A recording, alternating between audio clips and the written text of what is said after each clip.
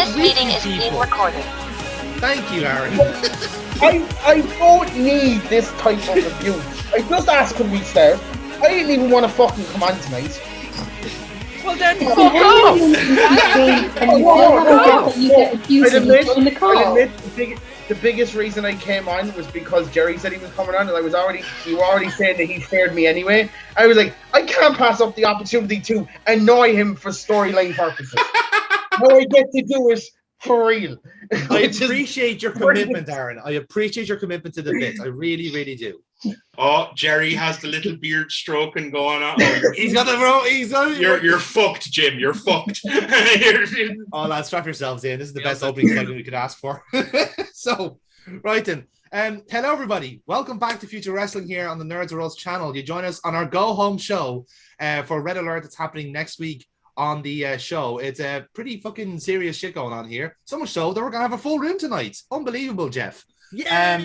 So, let's go around the room and tell everyone what's going on for the pay-per-view. So on my left-hand side is Mr. Alan Morph. And you, sir, are in the tag team division with your good friend Connor Locke, who Dave will be joining us very, very shortly. But He's you in are spirit. in spirit, of course, yes, in very strange Scotch grouse, famous grouse spirit. So Casey, you are in the tag team division with Connor Locke and in the TLC match, no less, contending for those tag titles. But those titles mean a little bit more special to you, don't they, Casey, for a particular reason? They do. Any company you're in, when you do everything, you become something. Don't want to give too much away, but instead of being in the tag team division, I really think Morph and Locke can be the tag team divisions. I like it. Spicy enough. On the right-hand side is Kira playing Violet Storm, who is officially our number one contender, despite the controversy as of recent weeks. And you have a date with the future world champion Casey Colt, the rematch of the season. It looks like after what happened the last time you two faced. How is the mood going into that match? As you can see, Jerry showing off the brand new minted future non-unionized Mexican equivalent world championship. How do you feel going into your? That's up to KC. It's not my belt. I didn't commission it. Who's good? Yeah. Looking forward to it this time. Just have to get one match out of the way first. You have an interesting obstacle, some of an unknown quantity, let's say, up for this for your main event of this match, but we'll get to that when it is time. On the left hand side then is the reigning world champion Casey Cole, played by Amy, and like we said, you have your match due with Violet Storm, the rematch. How are you feeling going into this match? Because again, it's been a bit of a tumultuous time between yourself and your manager at the moment. How's that going out for you? Very exciting times, Jonathan. Is it? It sounds like you're reading a prepared statement there. Very exciting times. That's all I'm allowed to say. You're not seeing like the gun that's like just off screen. There's like a cane just slightly off screen. Hold on. It's like, I'm having a wonderful time. I can't treating wait me to... real good. I You're can't just chilling wait. and shit. No, I'm looking forward to it. I mean, there's a few issues with managers, but I mean, who doesn't have an issue with their manager? Realistically speaking. I mean, Fuck yeah, off, like to be Jake. fair. Casey just wants to be everyone's friend. I mean, we can all agree on that, can't we? Who doesn't have issues with certain departments in their maybe establishments? Kira and finance me and that third Jerry. Not Jerry in this. Not that Jerry. Not this Jerry. Not that Jerry. Other Jerrys exist. I bet you they're Jerry's with a J, aren't they? The wankers. It is a Jerry with a J. Jerry with a J. Yeah, see, they're wankers. That's too far. No. Jerry's with a J are like the Northern Tato. They just don't count. In the center screen tonight then is our current tag team champion, along with his faction, Silver Fox. You have a very fun pay-per-view ahead of you in Red Alert. You're facing the Glasgow Smiles, the Golden Beans, as they were crowned last week, and Ratman and Bobbin, the toast of the tag team division at the moment. How are you feeling ahead of this match? Yeah, I basically laid the challenge. I introduced the ladder. and I don't regret it. Funny enough, like I look forward to it because I think it could be a lot of fun, and I think as in terms of a tag team match goes, like there's more meaning when you have to climb the ladder to success. It's a very good point. It's a very, very good point. I mean, I like a good metaphor here, Jerry. Fuck off, Jerry. He's just annoyed because that exact phrase is on his LinkedIn profile, and you just sussed him out. Out of curiosity, do you know the way like it's Silver Foxes? Like, if you were to have a tag team, would you call it like the Den or like the Fox Cubs? Like, what would the pack? The furries.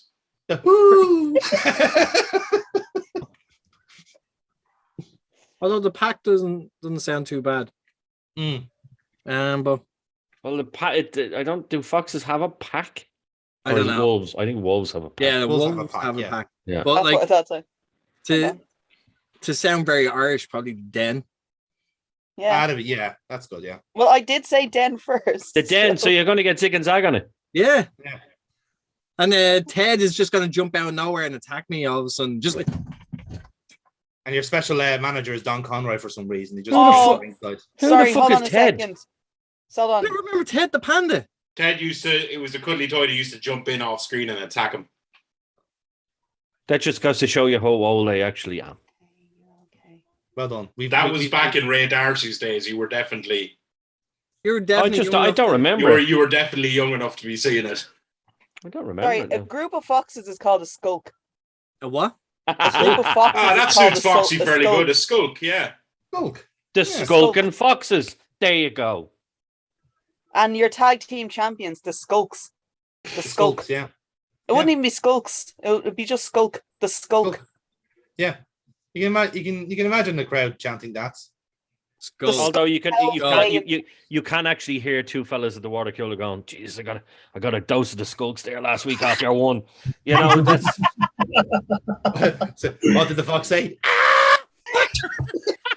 It does sound like a venereal disease. So you go to the clinic for. All right. Come on, we need to get. I got hit with the skulk. I was wondering why you were singing "Sex on Fire." Yeah.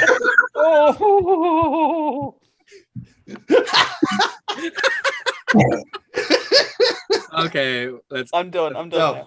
Yeah, that's good. Okay, I'm finished. On the right hand side, I'm done. I'm finished. Okay, I'm finished. On the right hand side is Jerry Soul, currently appreciating his manhunt unskulked at the moment.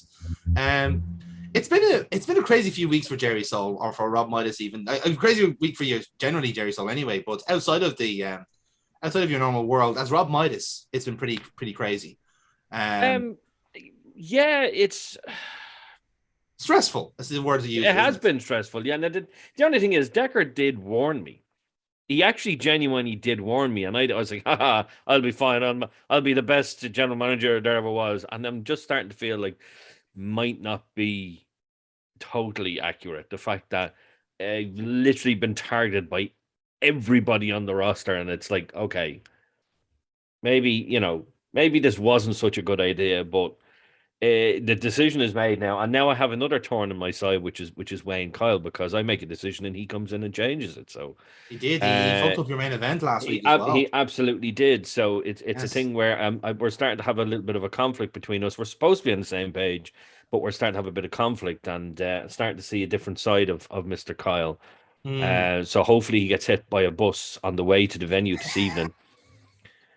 As far as I know, I have other plans. Arena. You have other plans. Well, come here, listen, I'll give you the keys to the tour bus. You can fucking use that. Fair enough.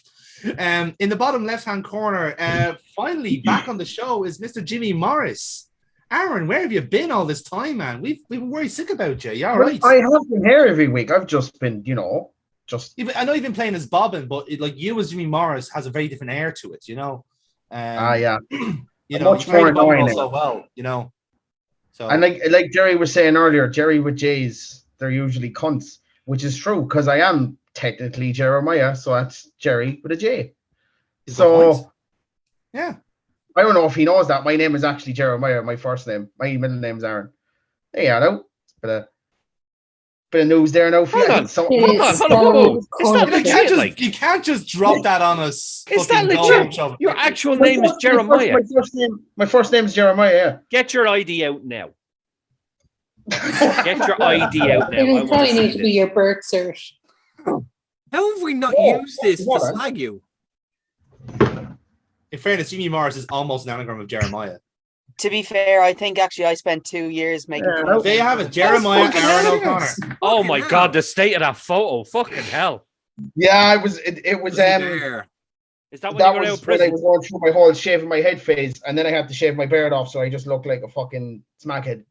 He was working in KFC at the time. It was Yeah, very but funny not for after me, I got Aaron hired and into it, Daniel to rip into. I actually forgot about that. So Jeremiah. Yeah. But you go by Aaron. Yeah, because inside school I was not being called Jeremiah in secondary school, so I could be called Jerry. I'm not a pisshead in the local. Thank you very much. Because Not yet, anyway. technically, Yeah. he is a Jerry with a J. Yes, there you have it. So there he was, cunt. There you go. Yeah. That's also another reason why he is not admitted to actually being called being a Jerry with J, because that's all we do is rip into Jerry's with J's. Yeah. Because they're twats.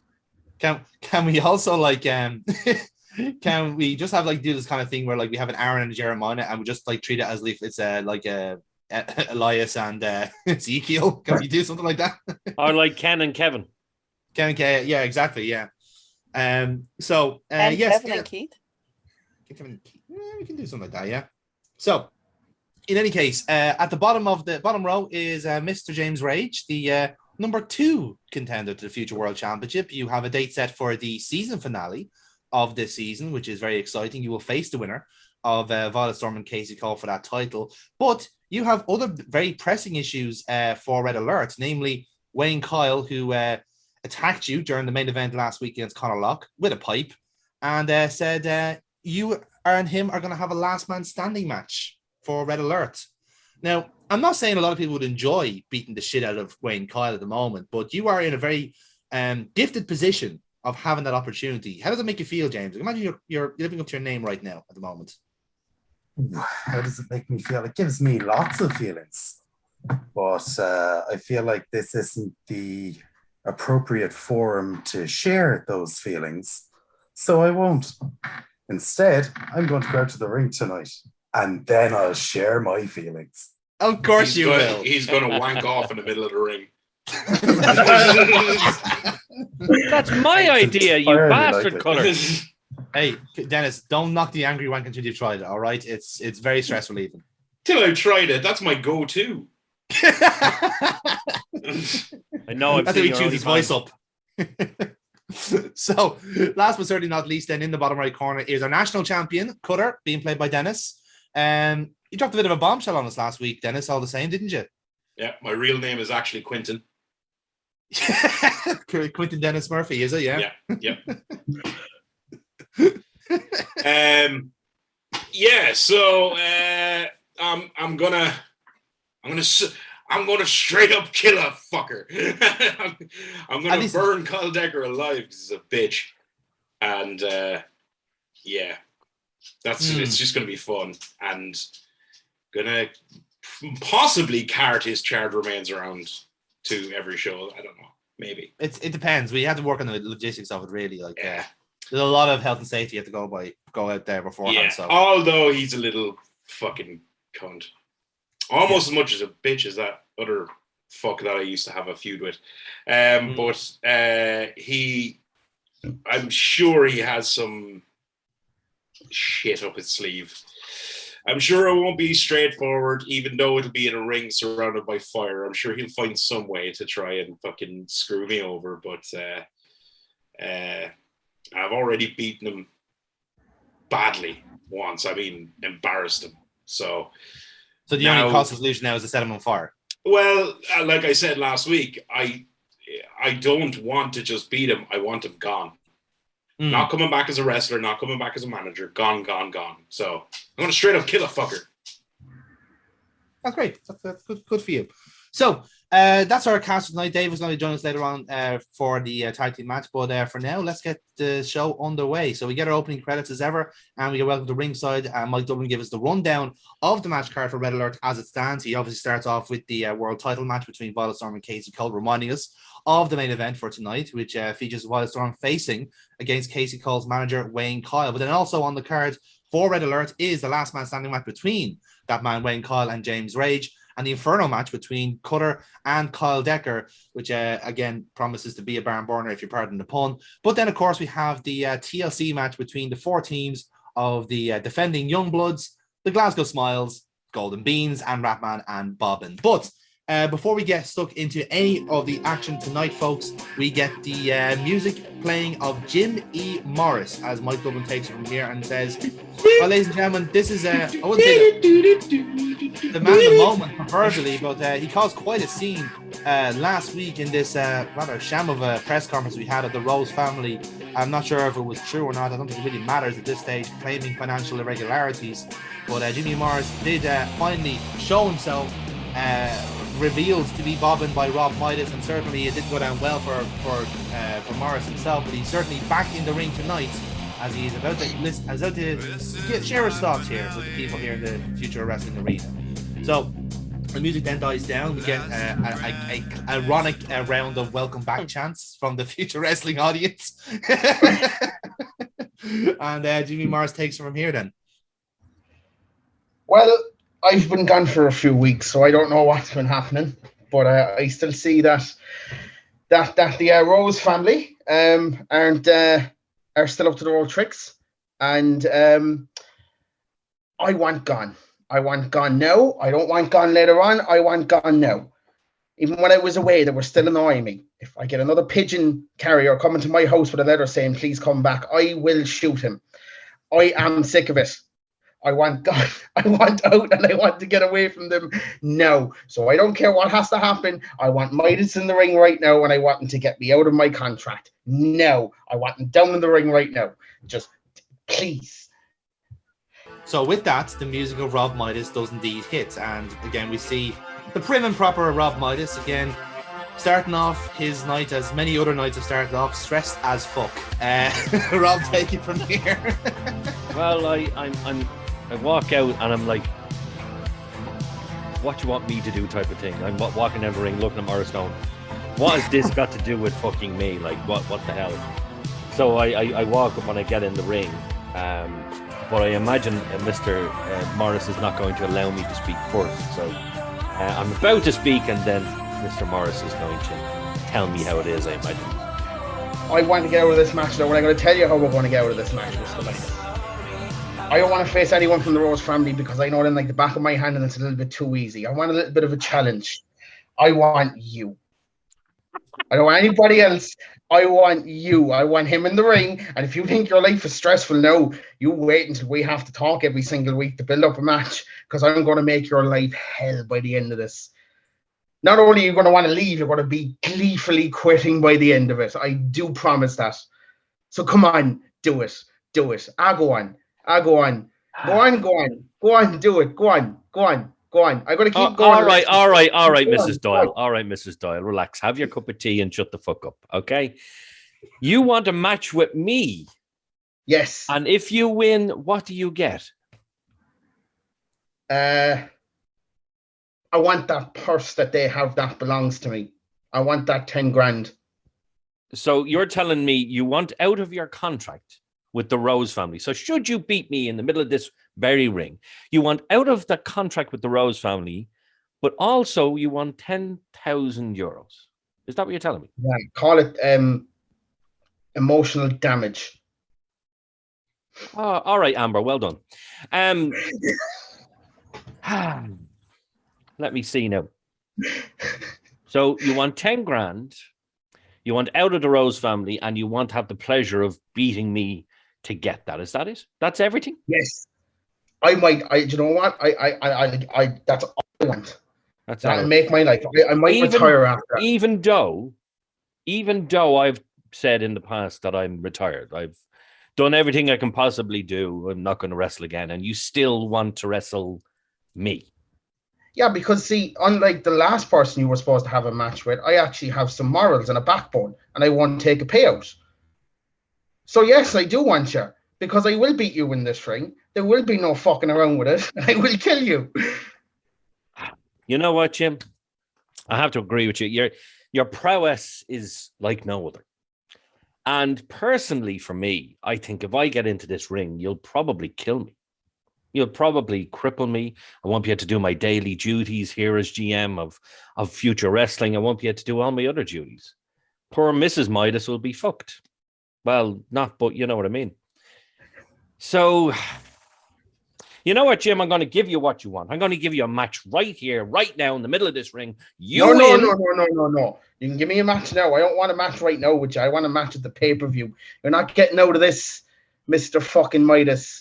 No, you see, if you actually want out of the contract and you want the money, you'll have the match right now. I will send a mariachi band into your office every bloody week to get that match. You do you, Jim. But if you want out of that contract and you want that money, you'll have the match right now. So either say yes or no. If you want out of the contract and you want that money, you'll have the match right now. Yes or no. Go on then. So you want the match right now? What's going to happen? I wonder what this week. All right, get me a referee. Get me a referee down here. Everybody else is going to do. Let's see. Here we go. Here we go. Here's the referee. Ref, get ready to ring that bell. And as the ref is getting ready to ring the bell, I'm taking the jacket off. I'm taking the tie off. I'm unbuttoning the shirt. Well, actually, Jim, listen, the match is not going to be with me because, as you can see, I'm not really in ring attire. So I tell you what I'm going to do. I'm going to have a match right now. You're going to have a match right now. In the middle of this ring, you win. No longer in the Rose family. 10,000 euros. And you can have a brand new contract with Future Wrestling to do whatever the hell you want. Is that okay? That sound good to you? Okay. Yes. Ladies and gentlemen, Jimmy Morris's opponent, James Rage. His music hits, and we get James Rage's entrance. James Rage, take it from here. Through the curtain, severely pissed off. Didn't really appreciate him saying I had no backbone. Bitch should have left his belt with the fucking production crew and went home.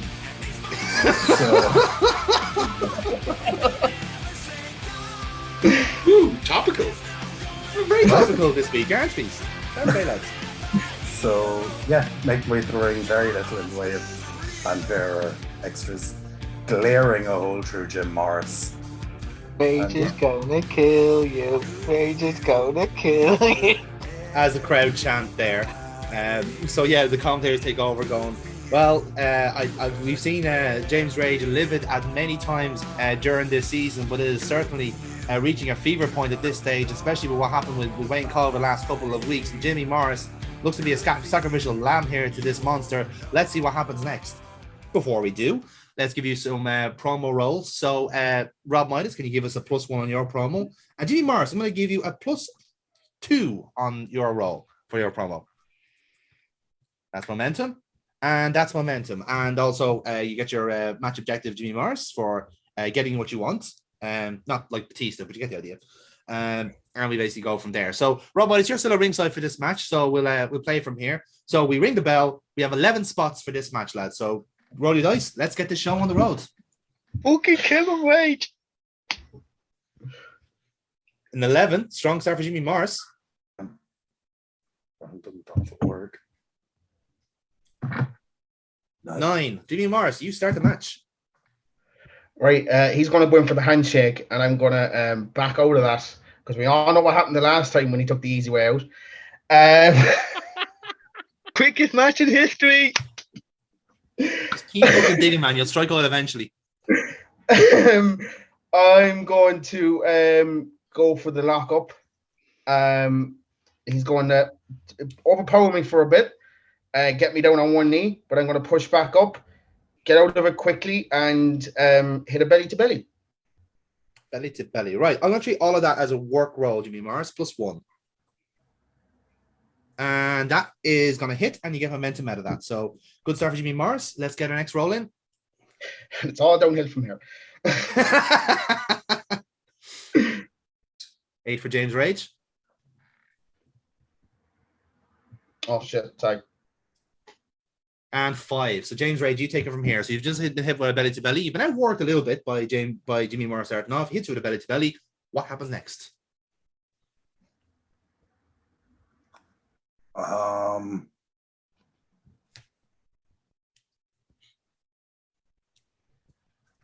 Okay, belly to belly. He gets up.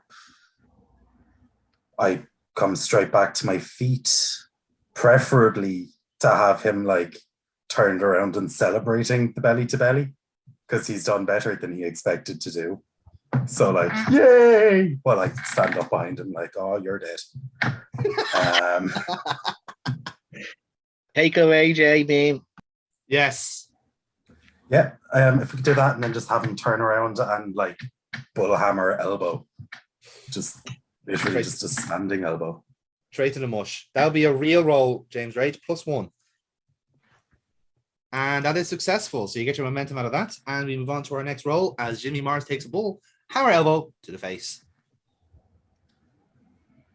Okay, that's a 6 and an 8. Jimmy Mars, you take this roll. So I'll take the elbow, and in his rage that he doesn't stop from there. I'll obviously back after I take the elbow. He runs at me. I want to pull down the top rope net and tumble out. Okay. And then I'm going to follow it up with I'm just going to dive out of the ring. I'm going to bounce off the ropes and just dive out of the ring. Go for a dive. Right, that'll be a -1 for your luck roll. So -1 roll for that. And okay, it's 4. Right. Let's work on that, right? So you've tossed James Rage out of the ring. So let's say he's out of the ring for the time being. You're going to go for the dive. James Rage, you take it from here. What happens from this point? He's going for a dive. What do you do? If I could slide back in and take him out with a clothesline as he's coming back across the ring. So you want to get back in and so literally just like straight out and like straight back. Fair enough. Yeah, that'll be a work roll for that, James Rage. -1 to yourself as well. And you just about get it. So you steal the momentum from Jimmy Morris, and we move on to our next spot. So give us your next roll, lads.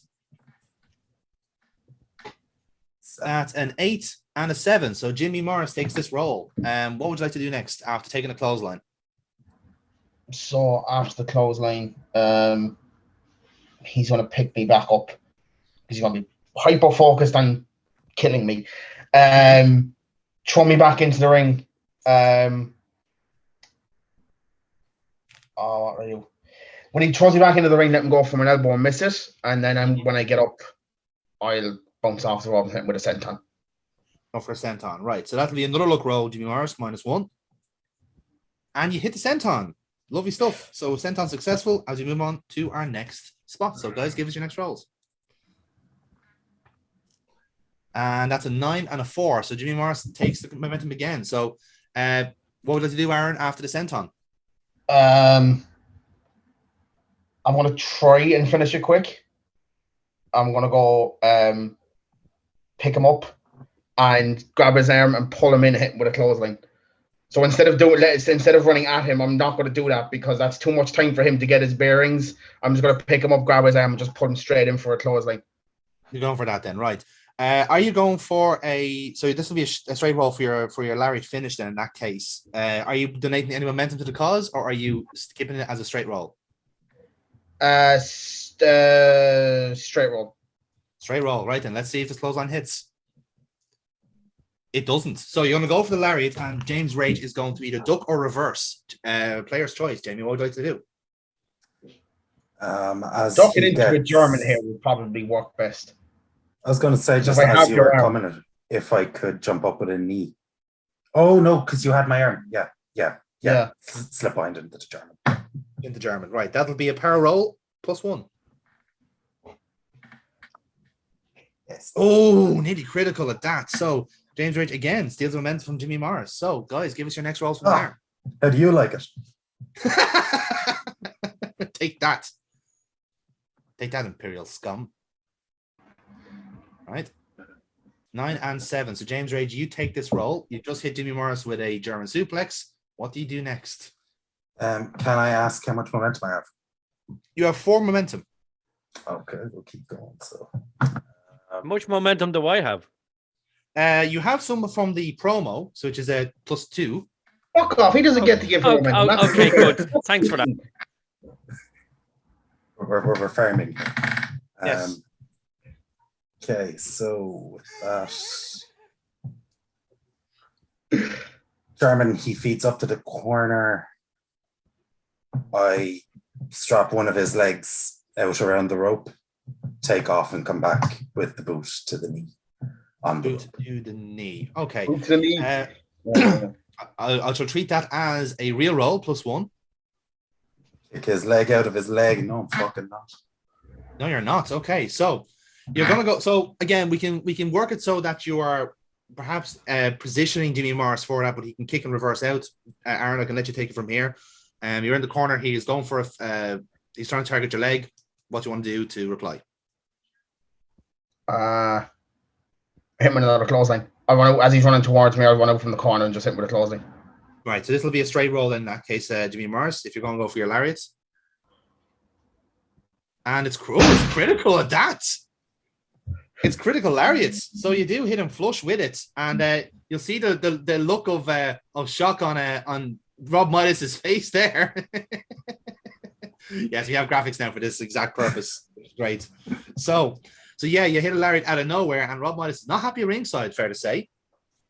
Yeah, exactly that. So we get our next roll from there, I assume, and we go and see what happens next. So James Rage's lights have been fucking sparked out from that. So with an 8 and 12, that's how you reply. So James Rage, you get the perks as ever. Yeah, momentum. You want to do momentum, right? Always Then what would you momentum. like to do with this after getting the lariat? What happens next?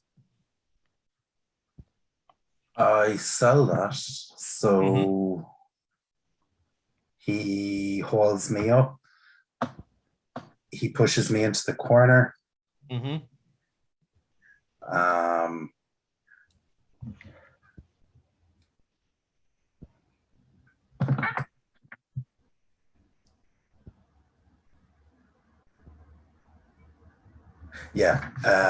He backs up to go for like a stinger splash, and if I could flapjack him up onto the turnbuckle and ring post. Ooh, okay, right. That's interesting. I'll treat it as a power roll +1. You're trying to lift him into that position. And that is successful. Double momentum for James Rage. So nicely done. That's one way of recovering from a lariat, I suppose. Yeah, is it really? And let's be truthful here. Any real point in me continuing this match? He's gone for one. No, wait. No, because I am unironically a Jimmy Morris fan, so just wait. He's actually really enjoying this match. Jobs to the boys, lads. Come on. So, guys, give us your next roll here. See what happens next. 9 and 9 as well, lads. Re-roll. Double 12! Unbelievable, Jeff. Everyone gets a spot. So, right, guys. So the way I'm going to do this is everyone gets a spot. So, Aaron, give us your spot first. What would you like to do after being hit by the turnbuckle? So, can I ask, has this ever happened before? Or when was the last time? We've had double criticals before, yeah. So basically, this is a free swing. This happens regardless, right? So it goes first, Aaron, and then we go to James Rage after that. Okay, right. So he throws me into the turnbuckle. Take some liberties with this. Mm-hmm. Let Midas go up on go up on the side, and start patting his back. Excuse me. You don't get to dictate where I fucking go. You can piss off. If I decide to get up there and then you do something, that's fair enough. I haven't decided I'm getting up, so fuck you. So he's decided to go up on the turnbuckle. Not the turnbuckle. In fairness, Jerry, he rolled the critical. I do whatever I want, and I will.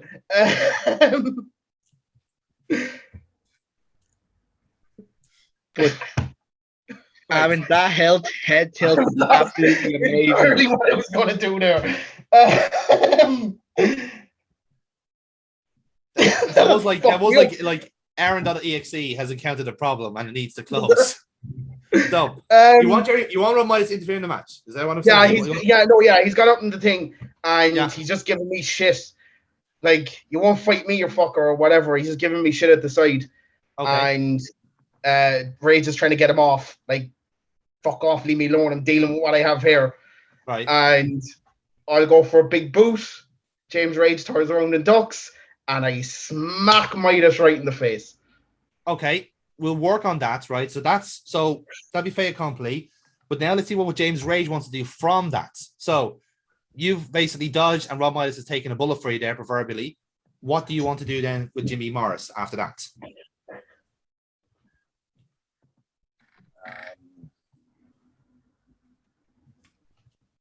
Shit, so I'm up in the corner.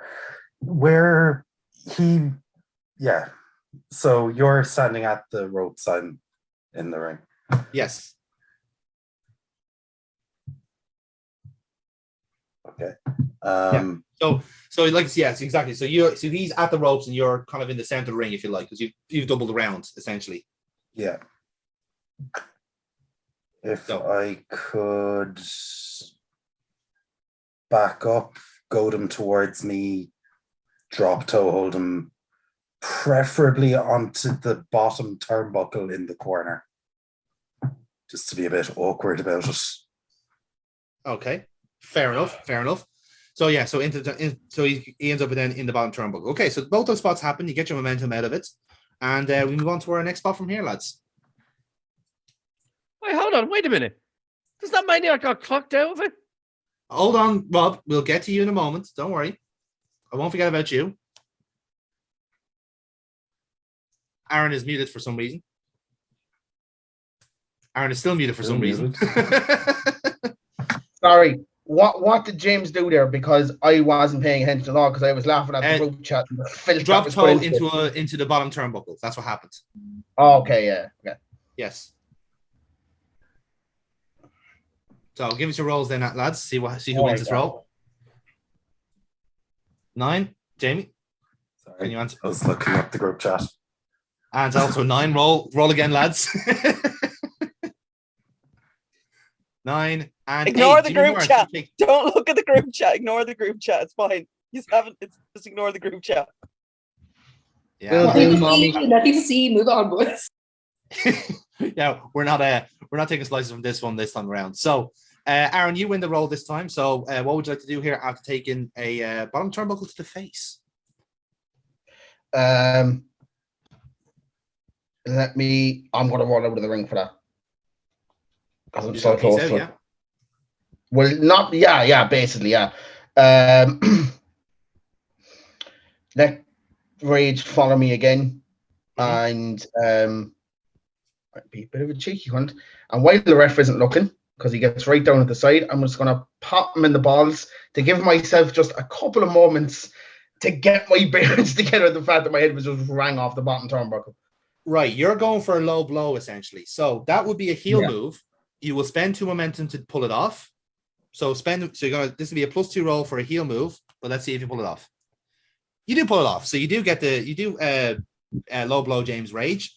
And conveniently enough, that puts James Rage out of action for a brief moment, because this roll is for Rob Midas instead of Jimmy Morris. So, guys, Jerry, Aaron, give us a roll. Let's see who wins the final spot here. The referee is now going to be distracted by James Rage giving out about his damaged manhood. What's going to be happening here between these guys? So that's a 9 for Rob Midas.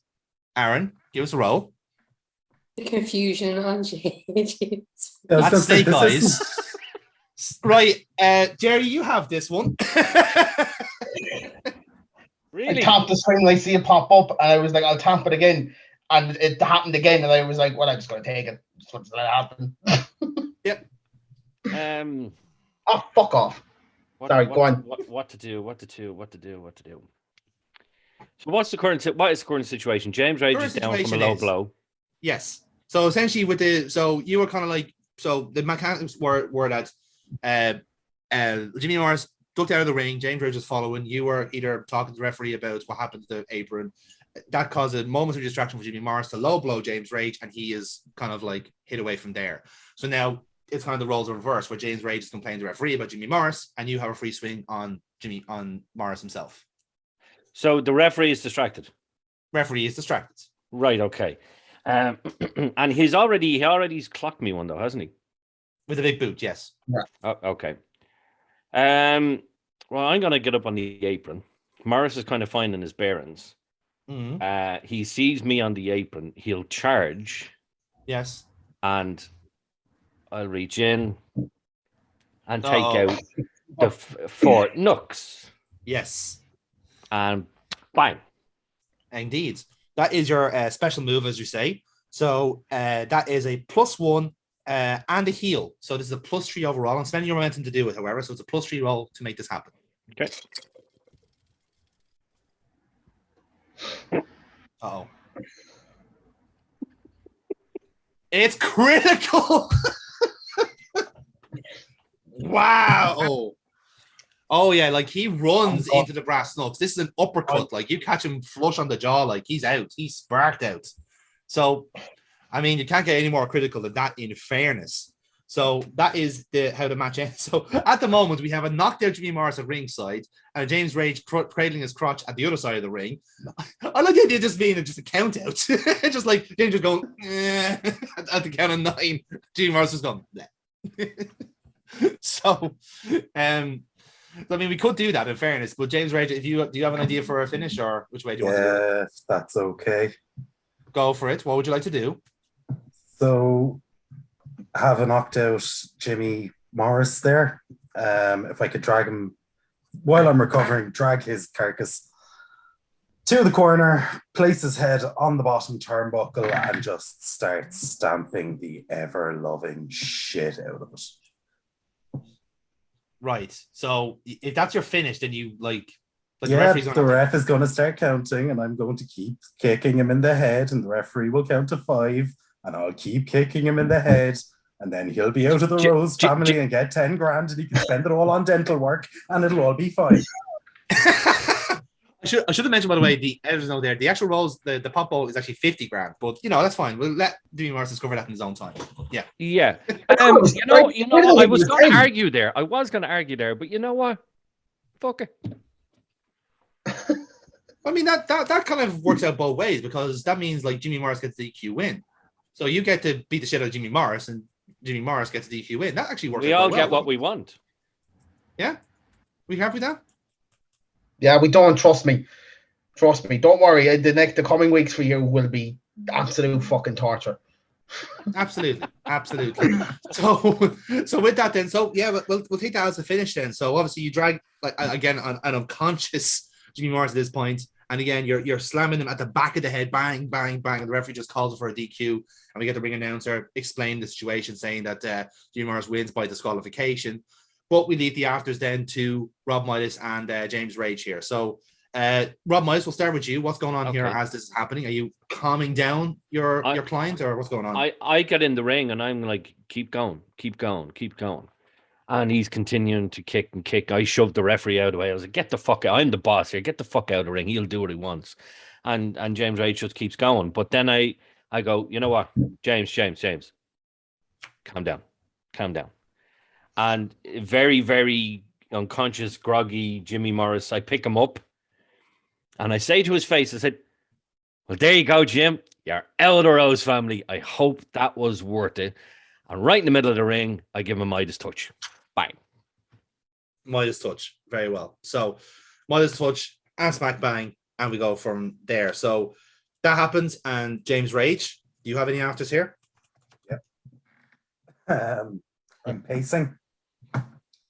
Said calm down. I'm not really calming down. That's not on the cards. Pacing back and forth, I start asking for a microphone. As is my match objective. Yes. As per requested by the booker. So demand a microphone, and I get one. And I say, I've been really, really quiet these last couple of weeks. I've been trying to just let this pass me by.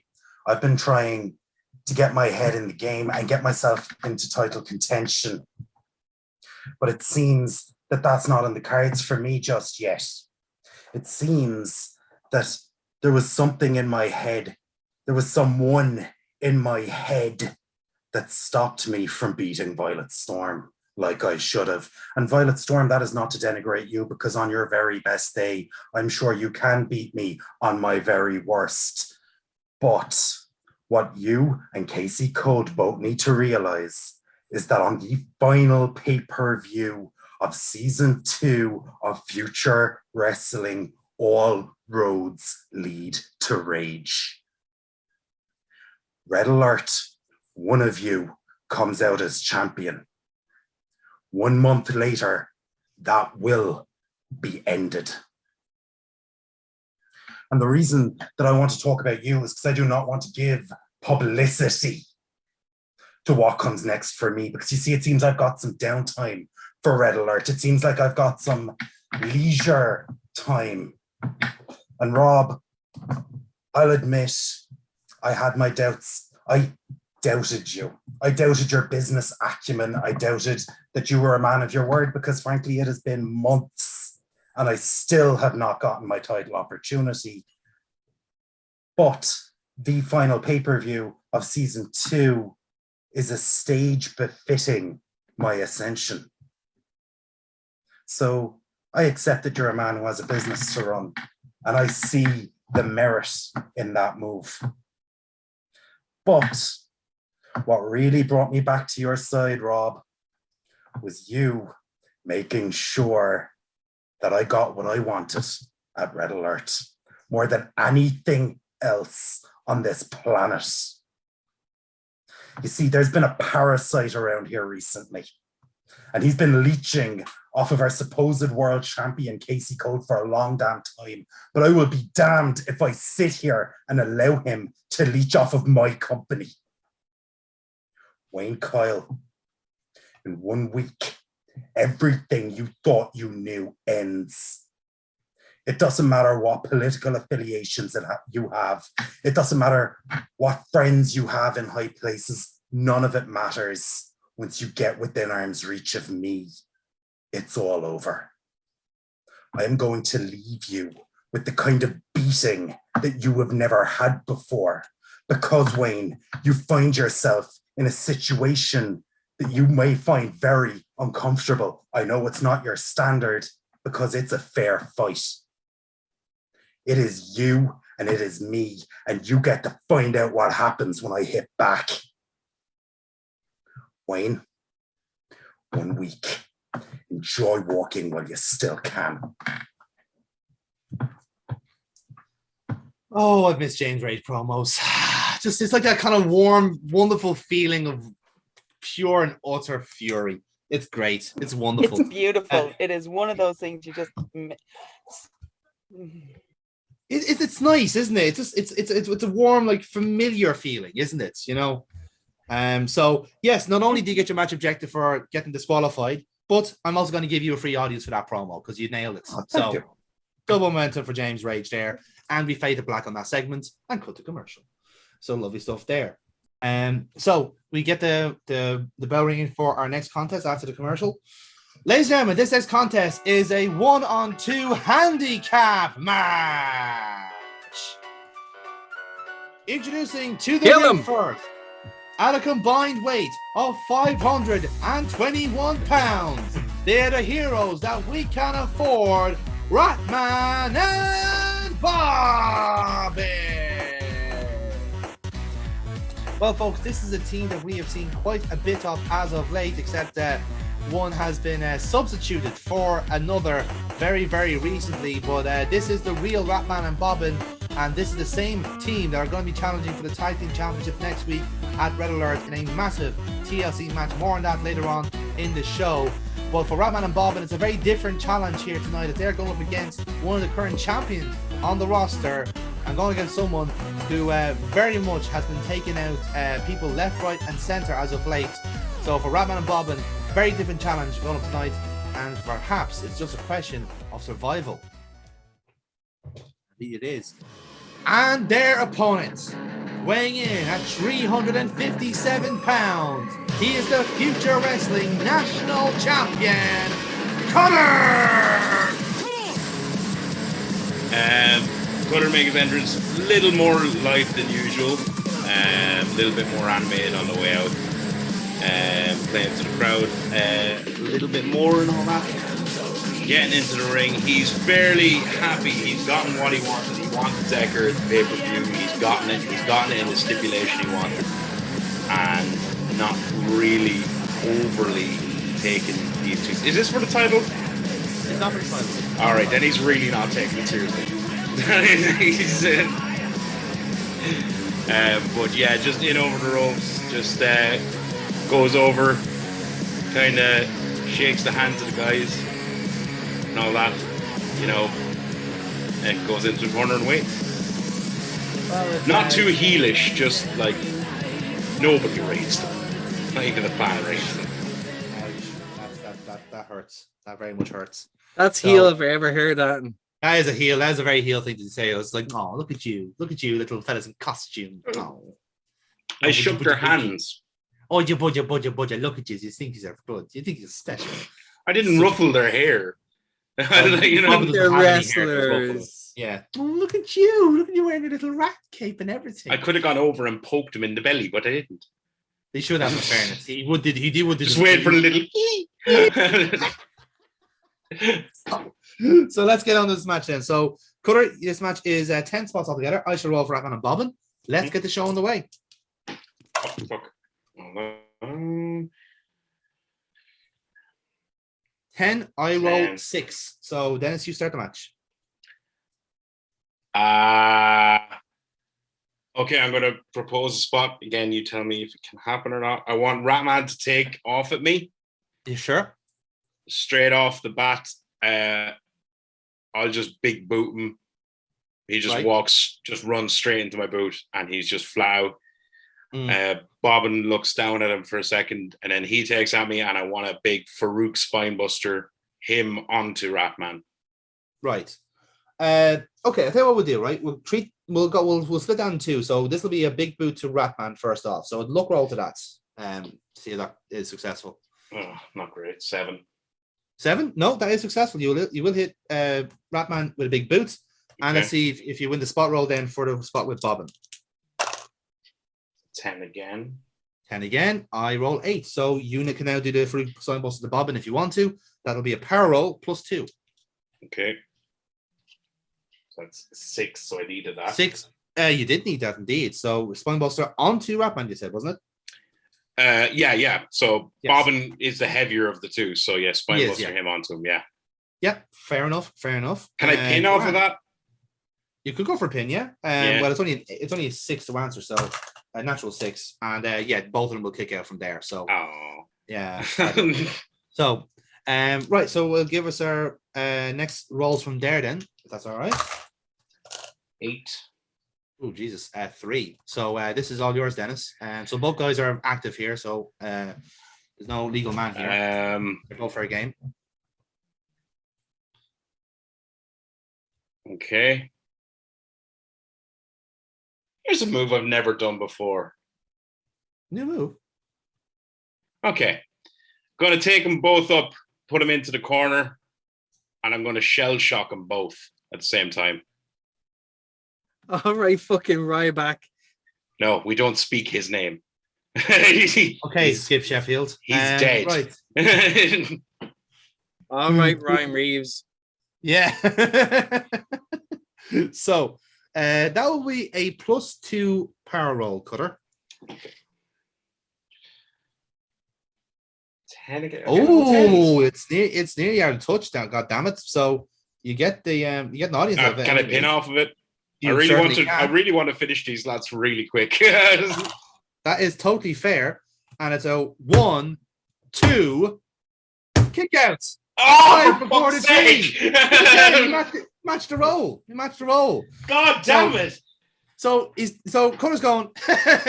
Learn how to work, you little shit. You're making me look bad.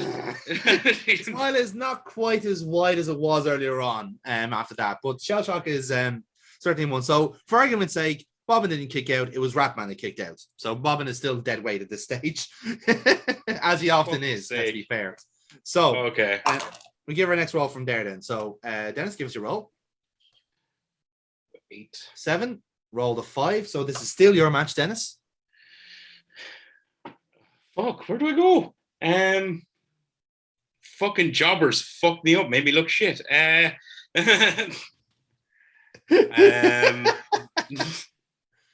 Goddamn Ratman politicking again for spots. Those Fucking pesky hell. jobbers. How dare they try to get over? Honestly, who does that?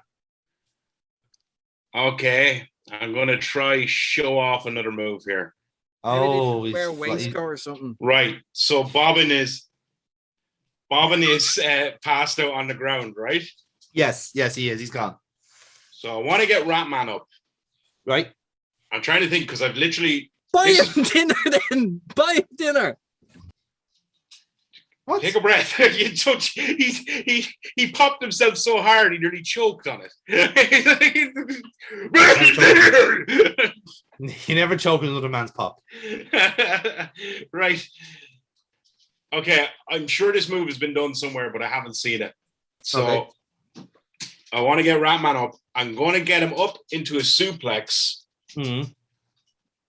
But on the backdrop of the suplex, I want him to rotate into almost a cutter position. Mhm. And I want that onto Bobbin. On the bobbin. Yeah. Okay. So that he almost ends up splashing. He splashes Bob. Yeah, I see where you're going with. I see where you're going with. Yeah. Yeah. I feel like Matt Morgan may have done that once upon a time. So it actually is consistent. You're going for all the meathead moves here. I like it. Oh, yeah, I know. Freaking Yeah. plus great. 2. I'm going to stick with Plus power. 2. God damn Yeah. it. No, it's a power roll for sure. Plus 2. Oh, for fuck's sake. 5. 5 with the 7. So are you going for another pin from that, or are you continuing on? Is there a point? Because he'll just kick out again and it'll absolutely look even shitter again. What you could do is you could do the 1, 2, and pick up their own shoulders and go, actually, I've got another idea. That's really heelish. No. I mean, yeah. I don't want to go into the match with Decker as a heel. I Or know, as I too know. much of a heel, at least. Yeah. Fair. Can we have after that suplex, Bobbin kind of sell it off, rolling it over to the side a little bit. Ratman come back up onto his feet, clutch in the middle. I'll just get straight up and lock in the Kata Hajime. You can certainly. I rolled an 8 there. If you can top that, then the spot is yours. Ah! Oh, 12. It's all yours. It's all yours. That's just for the spot, though. I never get it for the move. But no, that being again, you have momentum to spend there. It's your finisher, so you have momentum to spend here if you want to donate. Okay, how much momentum do I have? You have plus 5. Okay, so plus 5. Okay. Yeah, fuck it. Use it. Yeah, fuck it. All End 5, right? Plus 5. Can you kick it out of touch? Ah! That's better. 8. Yes, that is fine. It's kicked out of touch, and Ratman will get the tap out from there. Ladies and gentlemen, your winner by submission, the Future Wrestling National Champion, Connor! So I'm not holding it or anything like that. I'm going to release them straight away. I don't have beef with them.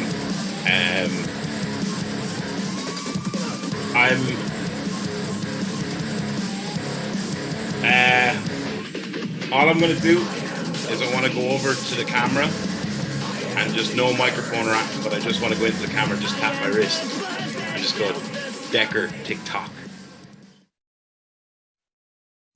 Fair enough. Yeah, that's fine. And seamlessly enough, then it'll pan out to TV backstage, and you see Decker in a locker room, sitting on a bench, basically watching what you've done there. Are you watching it at an angle? No, I'm actually watching a sensible angle, so the camera's actually from over the shoulder. So I'm actually watching it as a normal human being, which is great. So you don't actually see, obviously my face, like, yeah, it's over my shoulder, so you kind of see a side profile of what I'm looking at. But so the conversation will go. Well, like I said, it's a message sent here by Cutter to the former general manager Carl Decker, an inferno match, which is something we thought we'd never see here in future wrestling, certainly at this scale. But it's certainly the fate that potentially waits for Carl Decker here, and For Cutter, he is relishing this opportunity, as you can tell, because he certainly fancies his chances. At which point, the arena audio dies down and we see what's happening backstage. So as this is happening, we hear a knock on the door, and it's Rob Midas going to talk to Carl Decker. Midas, if you fuck, I swear to fucking God. What? You swear to God, what? If you fuck who? If you get involved with this, if you fuck around with my match with him, I'm going to fucking tear out that beard hair by hair. I took myself out of your situation. I gave you a title shot. You got the belt.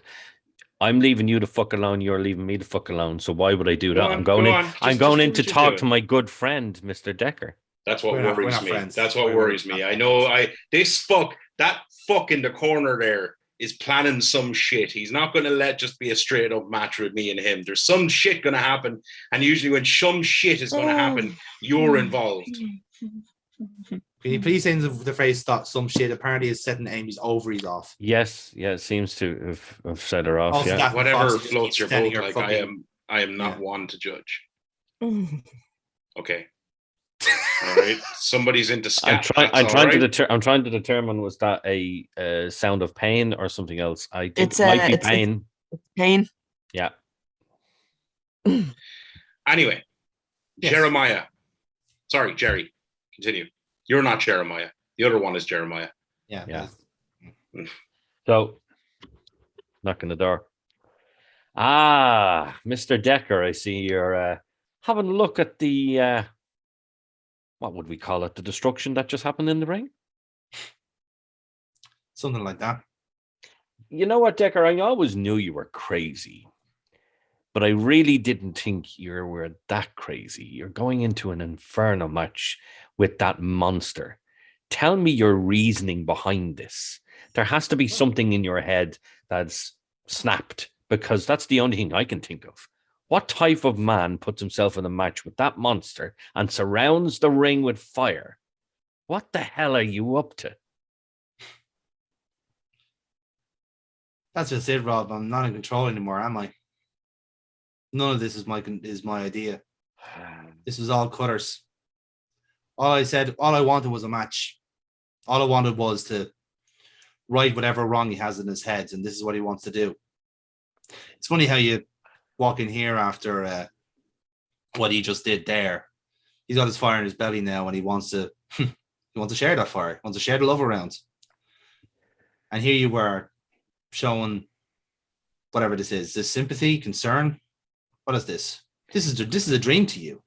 You know, if all what, goes Decker? well next week, I'm gone. I'm a dead man. No. You know what, Decker? You see, people paint me whatever way they want to paint me. They say whatever the hell they want to say about me. But do I want to see somebody die? No, of course I don't want to see somebody die. I took over control of this company because I wanted to make it better, not to make it worse. I don't want to be killing talent. And that's exactly what's going to happen if you get in that match with him.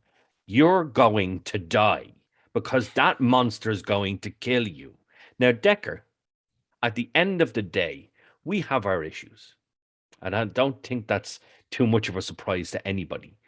But also, I don't want to see you die. Did I want to take your job? Yes. Did I use underhand tactics to get it? Yes. Do I want to see you die? No. Do I want to see you get really, really badly hurt? No. Actually, genuinely concerned for you here, Decker. What's your mentality going into this? Why the hell did you agree to this? What are you up to?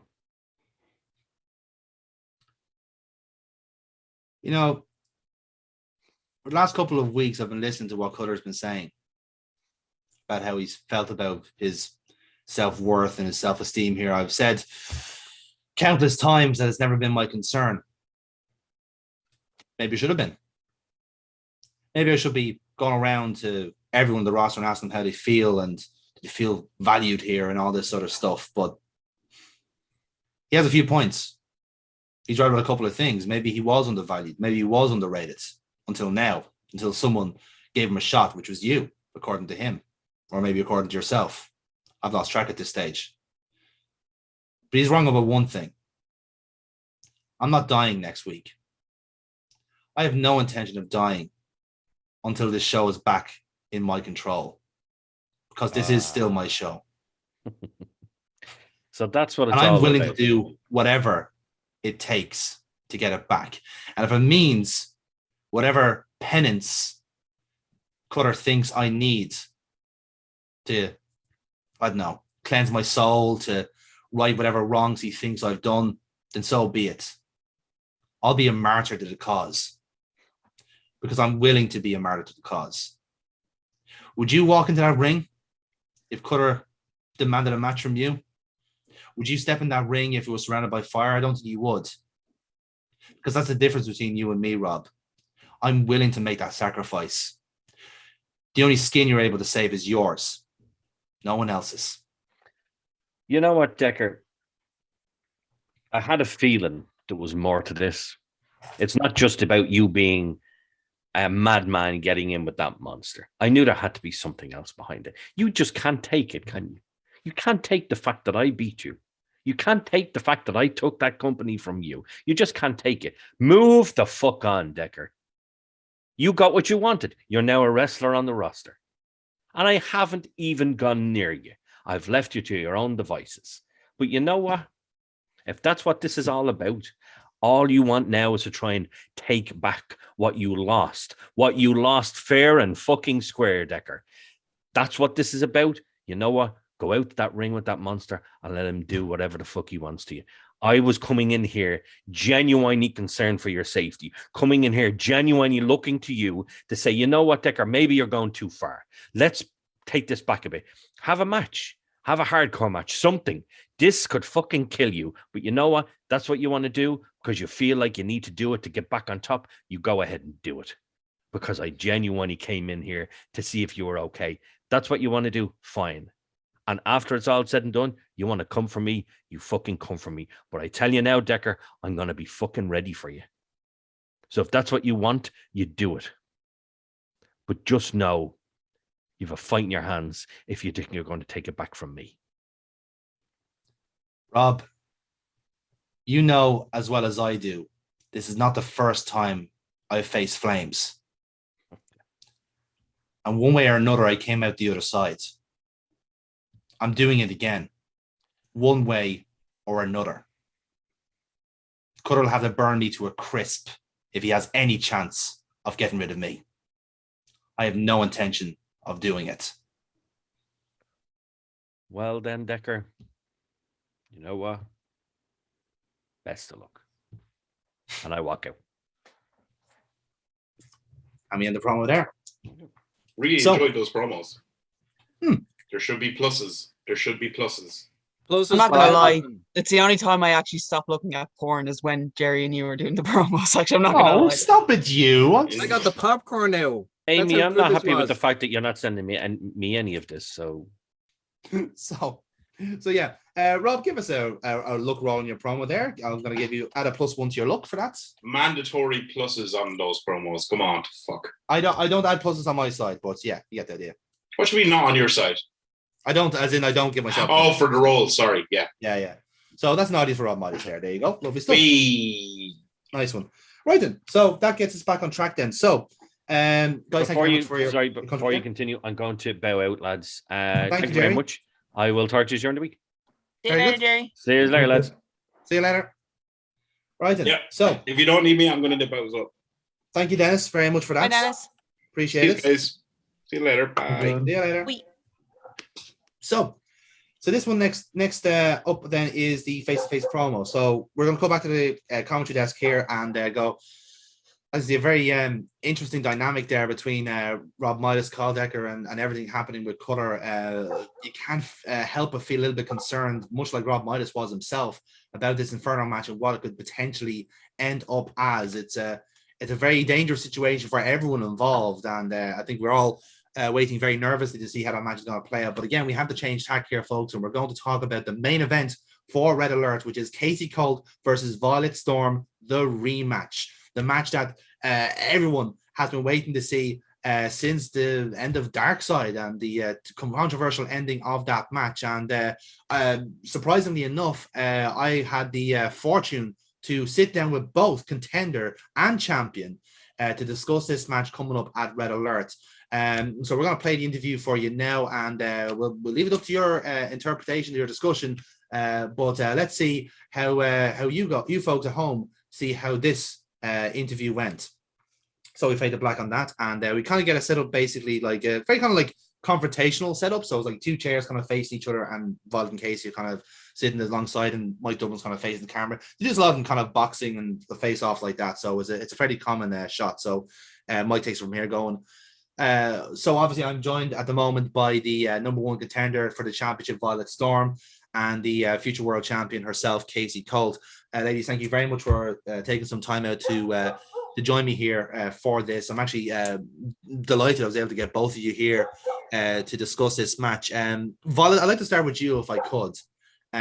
This has obviously been a difficult time for you the last couple of months since Dark Side, and unfortunately I do have to mention that show. It was when the title change happened, very controversial circumstances.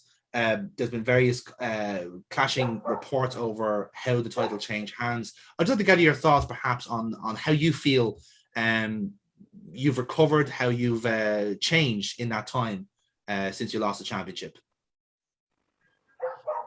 Well, Dark Side's done. Like, there's nothing you can do now to change it. So all you can do is move forward.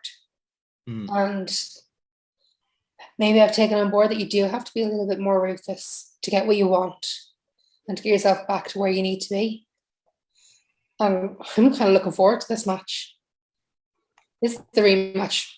Get the match that we wanted originally. Well, what I wanted and the result I want.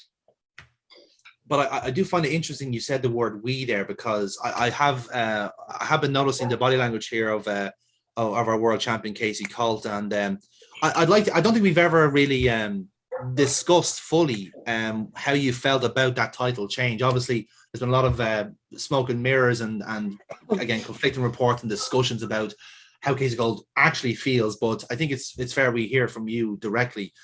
How has this world championship reign been for you, Casey? I think you said it yourself on this one that, look, there was a bit of controversy about the whole situation, and you know what? And Violet said it herself, it's in the past. We're going to have to move forward on this, and I do agree with her that this is a match that we are looking forward to, because realistically, it is going to go the way that we wanted it to go. Now, no matter the outcome on this one, honestly, I'm not really caring anymore. All I want to do at this point is just go one-on-one, because I think I need to prove to everyone at this point that I am just here to wrestle. And realistically, the fighting spirit that Violet has had the last couple of weeks, I don't know about you, but I'm actually really looking forward to this one. This is going to be a banger. I've heard a lot of people saying that backstage as well. But Casey, if I can throw the next question to you, I found it very interesting myself, just as an observer, that you refused help from the likes of your manager and partner Wayne Kyle, but you've also refused help and assistance from Rob Midas, who of course you're still affiliated with in his faction. Talk us through that thought process. Is it because of how Dark Side ended and how you felt that it didn't feel like your win? Is this you trying to reclaim sort of independence? Is it to answer criticisms, to silence critics? What is the thought process of going in alone?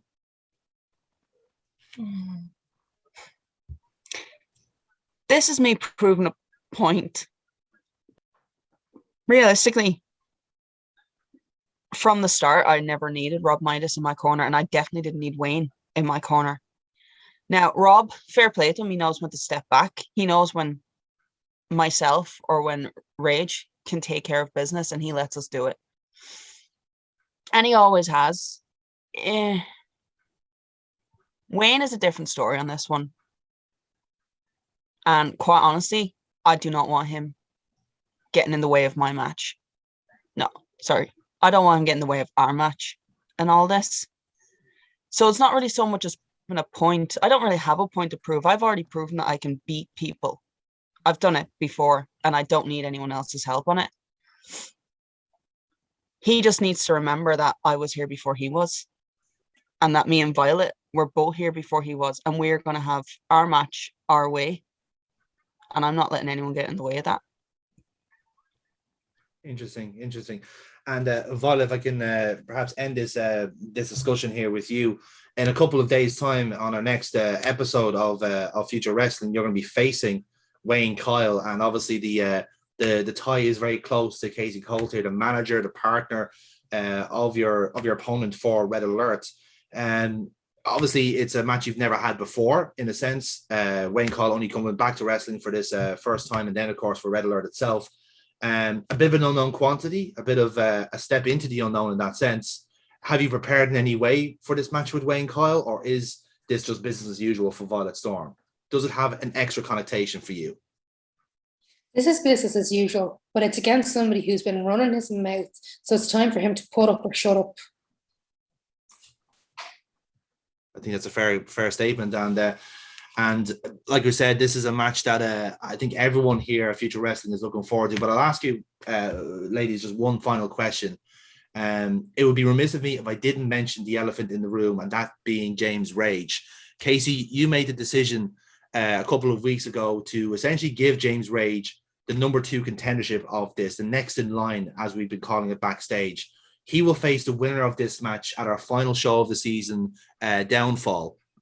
And obviously, it is something that is on the horizon for both of you. I'd like to perhaps get your thoughts on what this match means for both of you. Because Casey, if we start with you, you have faced James Rage before in his home ground, essentially, in the Asylum Fight Camp. Surely you feel confident about defeating him again if you retain the championship.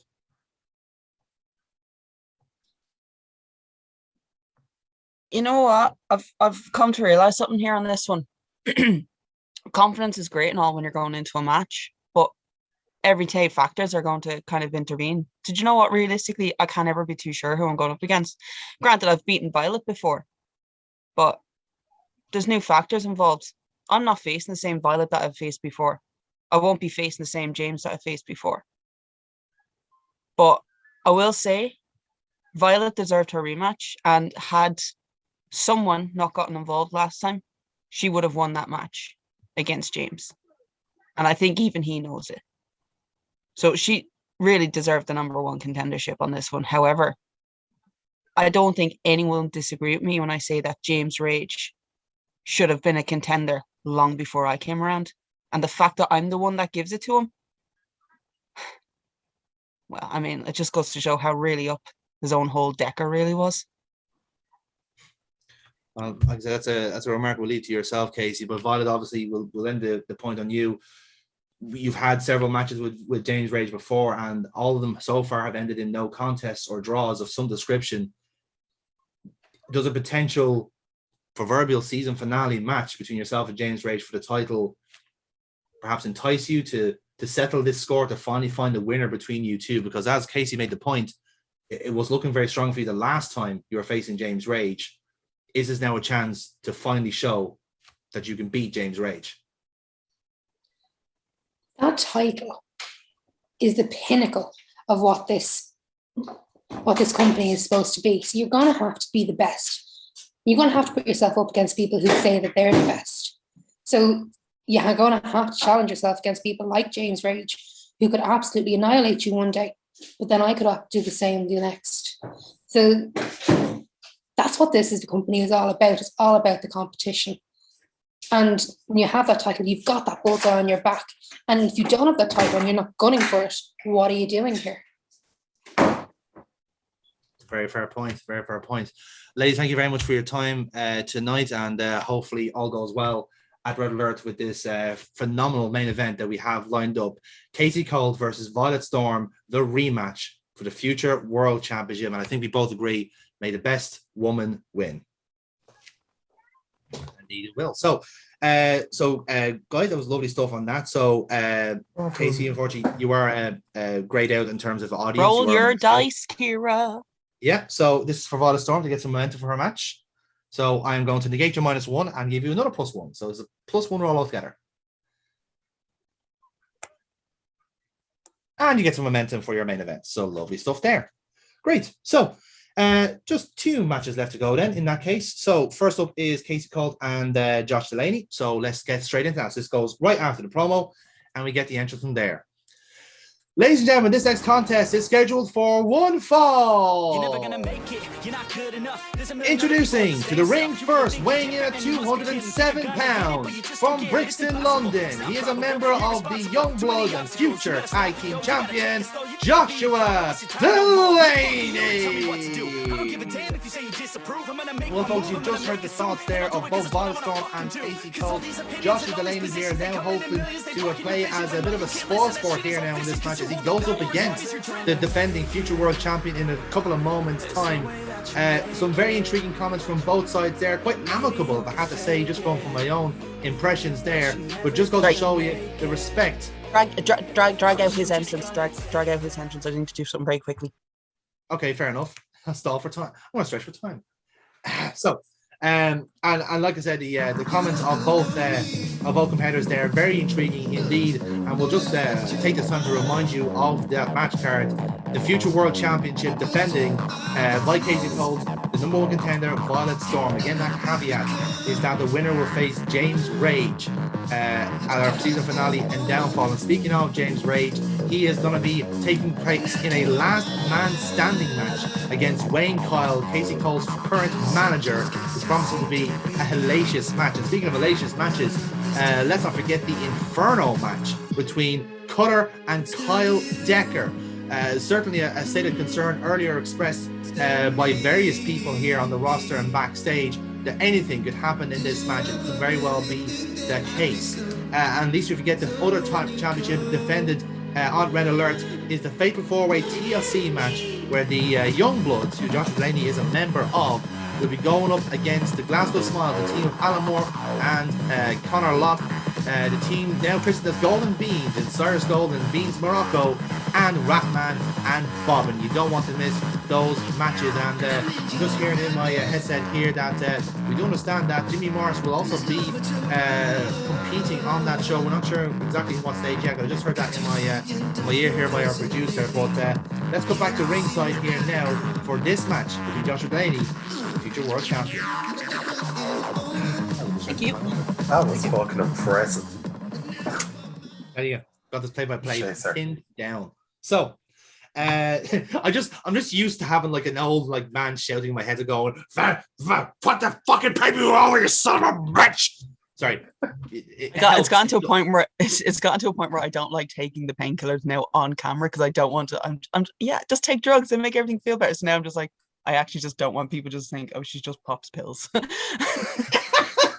That is actually a nice way of optics there. I like that. Don't do drugs. Third photo here of Amy popping imaginary pills. She just has the big like yellow drug from Brass Eye. Here's cake. Just hook it to my veins. Just insert a morphing from like one That's of our previous morphing. recordings. Yeah, that's it. Out of it. So to be fair, it could be character work because of Wayne. You just have to give I'm not going down that route with her. I am not going down that route with her because we already have one of his exes. Sorry, that's gone down that route. Yes, that's true. Actually, yeah. Selena has actually gone down that route already. Yeah. She's only back from it. Hopefully, Conor Locke can put her on the straight and narrow. Well, I forgot my other character was doing it as well. I forgot I had her as the heroin addict. You have a lot of addiction with your characters, actually, isn't there? What's Casey addicted to? Fucking pain. Porn. Pain. Panic. It's me that's just in the porn. You know what? Casey's walking down to the ring. Introducing the ring first. She's just like grinning at her phone and she's walking down the ring. Wayne's trying to take it off her. She's slapping his hand away.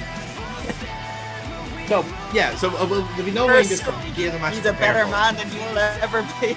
Oh, yeah. But yeah, so Casey's making her entrance here as the ring announcer introduces her and the rest of the future world champion. Casey, you're coming out on your own here because Wayne fought at the match later on. So talk us through the entrance. How's everything with Casey Cole? She's actually in a good mood. Yeah. Yeah, she's surprisingly in good spirits. She had a promo that didn't end with a fight or someone calling her a backstabbing bitch. For once, everything's coming up Casey on this show. That's quite impressive, isn't it? Sometimes It is actually. She's had a civilized conversation with somebody. Yeah, Who knew she was capable of it? that's fair. So yeah, we have our entrance as normal, and we get into our match then. So it's gonna be a quick enough match. 9 spots altogether. So I shall roll for Joshua Delaney, and we get this match underway. So that's a 7, 10 for Joshua Delaney. So Just very quickly, the internet connection is still okay from on my side, yeah? absolutely perfect. Yeah, Excellent. Grand. I will hotspot from now on. beautiful, good stuff. So yeah, Delaney's gonna come in basically with a hot head and just like start hitting strikes and blows, basically just trying to keep the champion down. So I'm going to treat that all as a work roll for Delaney, which is a +1. Is he also a champion? Tag team champion. But is he actually holding the belt? Like, He didn't bring it, no, because no, but I mean, like, is he actually a belt holder, or are they freebirding it? Oh, they're freebirding it. Sorry, yeah. Okay. Yes, they're freebirding All right. it. So yeah, so like there's Michaela Joyce and Silver Fox later on. So they'd be the ones holding the title, if you like. So right, so we're down successful for Delaney, and we get to our next one from there. And that's an 8, and I also rolled 8, so we go again. That's a 10. Delaney rolled 6. So Casey, you take the spot from here. Am I on the ground? You're being beaten down, so I'd say probably like perhaps like shoulders and knees, maybe. So like kind of like either taking a knee or down to both knees, whichever you think is appropriate. Okay, I'm going to be down to a knee, using one arm, then is kind of trying to defend herself. So she's going to use the other arm. She's going to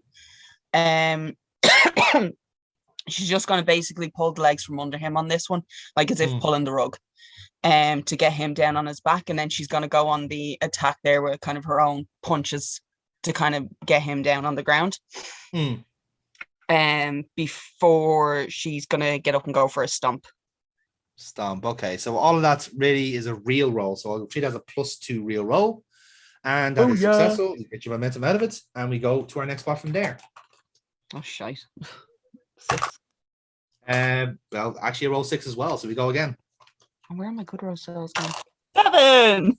7, 4. Roll is yours, God. Katie. So what I want to do is have some fun. Have fun. So over on the top of here, doing a stomp on him. She is got. Do you know what? I'm going back to the Christian playbook on this one. I'm going to set him up for an unprettier, kind of try and get him finished out on this one very, very much. I like that. I like that. She's going to hit him with an unprettier, but then she's going to put him in the corner. Okay, right. You said it very suspiciously. You're going to put him in the corner. Going to put him in the corner. So arms over, obviously over on the bottom ropes, and then just kind of have him catching his breath, let's say, in the corner after an unprettier. He's a little bit dazed. Okay, I'll treat that as a luck roll +1. Do you think you're setting up something here? Yep, fine. That's momentum successful, and we go from there. So let's see who wins this spot and see if you can complete this little combo you have here. God, I hope I can. 10, and I roll 4. Yeah, you got it. Go God. for it. Okay, so he's still a little bit dazed. He's still kind of in the corner. Casey she's getting a little bit ahead of herself on this one, because she kind of came in originally as a bit of a female James Rage when she was just kind of a fighter. Now she's a little bit more of a wrestler. She's going across the other side of the rope. She's going to hit for a Shane O'Mac coast to coast here. Okay. Coast to coast. Cassie was watching numerous WrestleManias while she was in Longford, and I was like, I have to do this at least once in this store, Peach. Is this like your secret match objective? Is it to fucking like go money, money, money? And this is a nothing match, so I can kind of get away. Well, in fairness, it actually kind of suits for a bit of psychology. You know, like, well, you know, Violet Storm used to be a high flyer herself before switching to her technical base. This is a good way of psychology. So, I'll treat this as a look roll, Casey called. When your Wi-Fi comes back. There we go. You're live again. So, okay, now I'm back. Yeah. Okay, I'm finished. Yeah, look roll, please, Casey Colt. Critical coast to coast. That is the correct answer.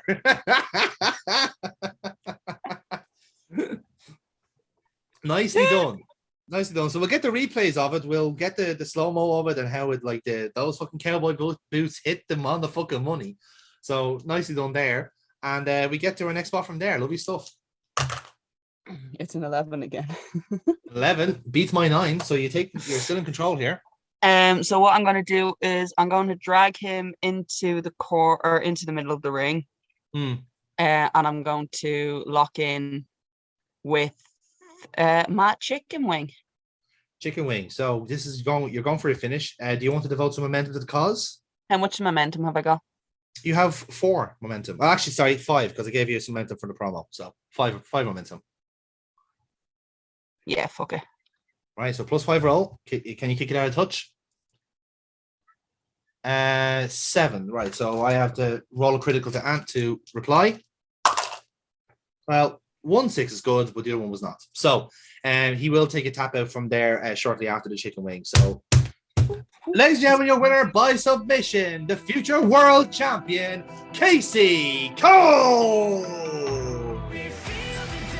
So, Casey Cole should be answers here. What's happening? She's actually going to let go. Yeah. As soon as he taps, she's going to let go. And I'm just going to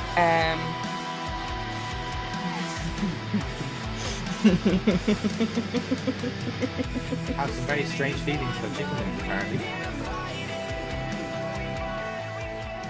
Definitely about freeboarding anyway, that's for sure. There's some fucking serious freeboarding going on here. Fuck me. What the hell's going on here? Don't look so innocent. In the ass, God's sake. So she's gonna let go of the wing, and she's gonna just skip. She's gonna take her title and just kind of go to the back, and that's it.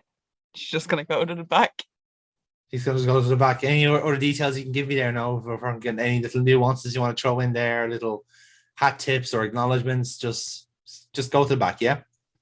She's gonna go to the back, and just to fuck her over on this one as an actual person and not as a character, she spots a chap in the crowd with a tie and she just runs it through her hand and continues on back. So as that happens, basically the commentators are obviously going to be remarking over how impressive the coast to coast was. We get actually a full slowdown replay of that again, and then the chicken wing, and we cut to commercial on that. We are back at the ringside table with Mike Dublin going. Well, as you can see, the young bloods already in action tonight, but it's not just all for Joshua Delaney. His stablemates, Silver Fox and Michaela Joyce, are in action very, very soon. But it'll be remiss of me if I didn't mention the massive fatal four-way match that's set up to set that tag team division on fire. The titles held above the arena for Red Alert, and it is up to the young bloods to try and defend it against 3 very unique teams in the Glasgow Smiles, the newly formed team of Alan Morph and Conor Locke, and then we have the even more newly formed team of Cyrus Gold and Beans Morocco, very much bringing that heavyweight power into this match, along with the fan favorites and former tag team champions themselves, Ratman and Bobbin. I understand we are joined by John Newsreader voice backstage, who's going to gather the thoughts of the young bloods right now. So let's go to him now and see what they think of that match. And indeed we do. So again, John is there waiting for his cue. Thank you, Michael. Welcome back to Future Wrestling here. I'm John, Newsreader voice. I'm joined at the moment by the team of Michaela Joyce and Silver Fox, representing the tag team champions of Future Wrestling, the Young Bloods. Silver Fox, thank you very much for joining me here this evening. No problem. So, Silver Fox, obviously there has been some massive ramifications for your championship match at Red Alert, which is now a tables, ladders and chairs match for those tag team championships. How are you feeling going into that massively, jeopardizingly, desperately, and dangerously match? I'm very excited. It's the first time I've been excited for a match in a long time, because up until now, I've always doubted myself. I've always been afraid to, what's the best way to say? I've always been afraid to actually showcase the real me to my fullest potential. Because now I'm starting to believe in my abilities. And I want to showcase that in the best way possible. And what is the best way possible? To face some of the best teams that we have in a match that hasn't been seen in Future Wrestling, which is a tables, ladders, and chairs. Oh my. But, I mean, obviously, there's a lot of people that have in this match that I've faced before, and will probably do so again down the line. But this combination of superstars, if we can call people that, but it's a very interesting mix. Ratman and Bobbin, the heroes we could not afford. That is what it says on their business card. I know. I've like 2 of them in my pocket. But like Golden Beans is a new mix. And I haven't faced off against Beans Morocco as far as I recall. I have faced Cyrus Gold. He's a hell of a competitor. So having this new Cyrus Gold and Beans Morocco could be a good team to go against. But I'm more excited about the Glasgow Smiles. And Aya Silva. Well, speak of the devil and he's sure to appear. Here is the team of the Glasgow Smiles, Alan Morph and Conor Locke. Conor Locke, unfortunately, has a throat infection, so Alan Morph, you'll have to speak on his behalf. Wonderful. Silva, do you think God is up there on her throne, planning this all out? Or does she make it up as she goes? Because we've both been crushed by giants. I took your world title at final last stand. You took my national. We took your tag team. Oh, sorry. We don't do spoilers here. My bad. It's not about being the first old friend. It's about being the best Grand Slam champion. And that actually doesn't actually strictly come down to wins and losses, because I'll be the first to admit, if it did, I'll be fucking relegated to the world champion of an absolutely rapid wrestling promotion out in the damn sticks. See, these interns that you see running around keeping this ship afloat while Midas and his spaz of a best mate try to hit the fucking iceberg, they hear everything. They hear too much, man. They have whispers, rumors about you. You doubting yourself, asking why you're here.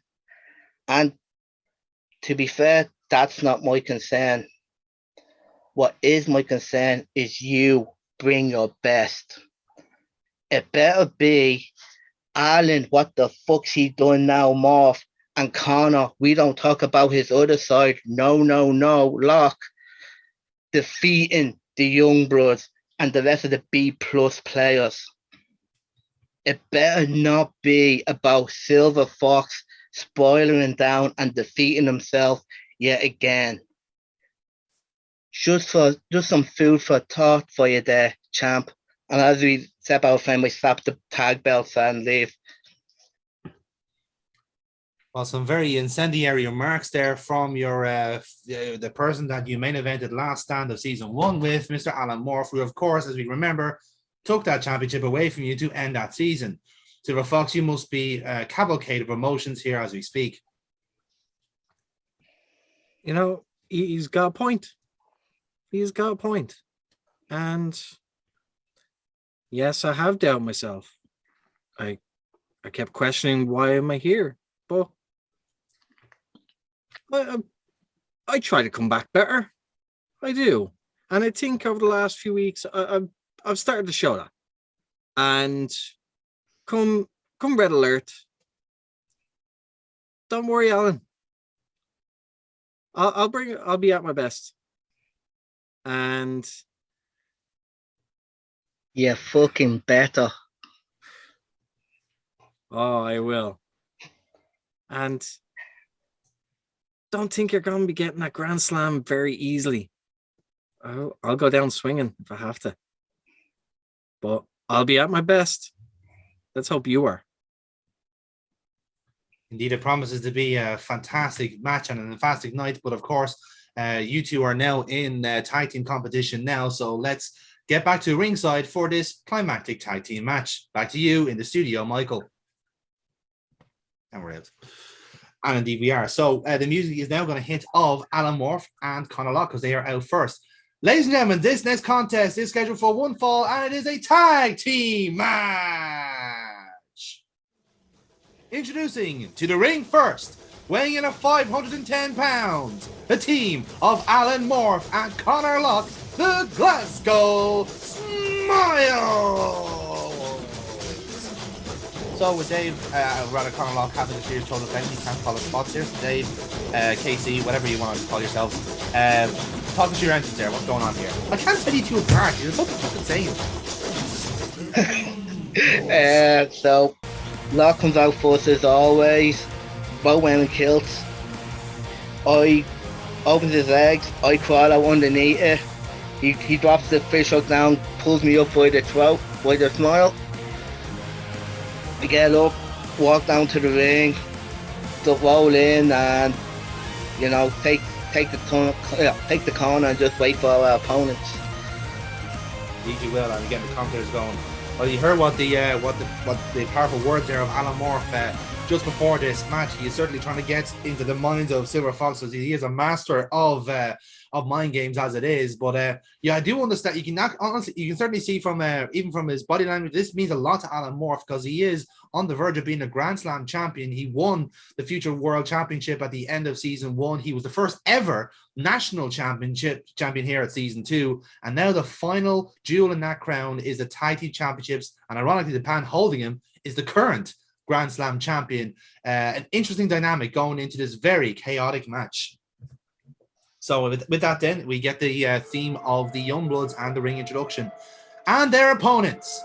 At a combined weight of 427 pounds, the team of Michaela Joyce and Silver Fox, the future wrestling tag team champions, the Youngbloods. So Fox, you take it from here. So step on the stage. It's myself and Michaela Joyce. We're gonna do a pose on the stage, then start walking down to the ring, get to the apron, do a quick pose on the corners, and then get in. Then we're gonna do a pose like outside the ring. We're not doing it in, just in case. I'm not being stupid. But yeah, we get in, give the belts over, and then we get ready. Fair enough. So yeah, so as you said, the contest is going again.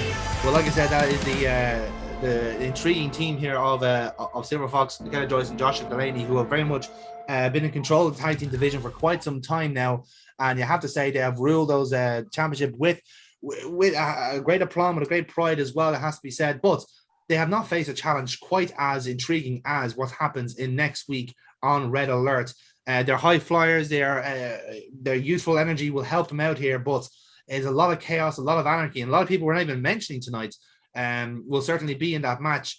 But it does seem to be the central story is between the two potential Grand Slam champions, and what better way to whet their appetite than with this tag team match right here. So indeed we do. So guys, you have 11 spots here. Who is starting for your teams? I think I will. Silver Fox is starting for the Youngbloods. Alan Morph, are you starting, or is Conor Locke starting? I want it to be I want Alan Morph to start, but as soon as he sees Fox is starting, He just grins, tags in lock. I like that. I like that. Right. So this roll is for Conor Lockdown. So Casey, if you want to roll on Dave's behalf, you're more than He's welcome never to. gonna forgive me. It probably isn't, but you know, I fancy your chances, Casey. 6. Hot start, 6.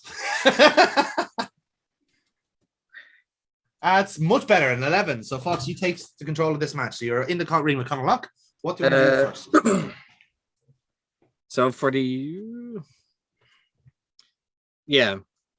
Morph says after tagging in Conor Lock steps in. We kind of have a moment for a second. We're kind of looking around. It's like, oh, we've been here before. Okay, let's have fun. So we just kind of kick into like a quick running spot from the start because we don't need formalities anymore. Like, fuck that. But yeah, quick running spot with me gonna take the lead and finish with a drop kick by the end of it. Very well. That will be a luck roll for your Silver Fox, so +1 on that. Righto. Shit. And that is successful. So you get your momentum out of it, and we go to our next spot from there. So would I right in saying that you're staying in with that Silver Fox, yeah? Yes. And is Conor Lock staying in for this one? Yeah, Conor Lock staying in, yeah. All right, so roll again, lads. Alex.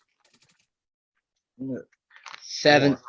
7. So Conor Lock takes this roll. So Casey, what do you want Conor to reply with after the run spot and drop kick? As soon as he hits the running spot drop kick, takes the drop kick, gets back up and drop kicks Silver Fox right back. Oh, fair enough then. Right, then that'll be a luck roll to Conor Lock, -1. 7. 7, it's a 6. So he's gonna hit the drop kick. He's gonna he'll do the drop kick and he'll hit Silver Fox. But I think the fair way of doing this is that it'll hit, but Silver Fox has a chance to reply immediately. So Fox, take it from here. And what would you like to do? I like. I would have actually allowed it. Like if you want to, you can certainly allow it. Yeah, there's nothing wrong with that. Yeah, because like at least then we can move on with that one. I think that makes more sense. Just like he got up straight away, I wasn't expecting, and he drop kicked me in return. Very well. Yep. No, we can allow that then. We move on to the next spot from there. So, are you staying in after that then, or are you tagging in? I'm staying. You're staying in, and is Conor Lock staying in as well? Yeah, he's staying in. Right. So, give us your rolls on that then, lads. 5. Oh shit. It's a 12. Okay, right. So, probably good thing you did stay in then, Fox. So, you have your perks available. You can get a free audience. You can get a double spot or double momentum. What would you like? Momentum. Fuck that. Double momentum. And what spot would you like to do? So, he's have to hit me with a drop kick. We kind of like look at each other and just realize, yeah, you got me. Then I'm gonna have it be another exchange. Where it's I'm gonna send him off. I'm gonna as he comes back, I'm gonna leap over, drop down. He's gonna jump over, roll. As he comes back, I'm gonna leap again, and then I'm gonna jump backwards with a big crossbody. So Tiger Man style. Tiger Man style, yeah. Okay. Yeah, that's all a very luck roll. So I'll give you a +1 on that.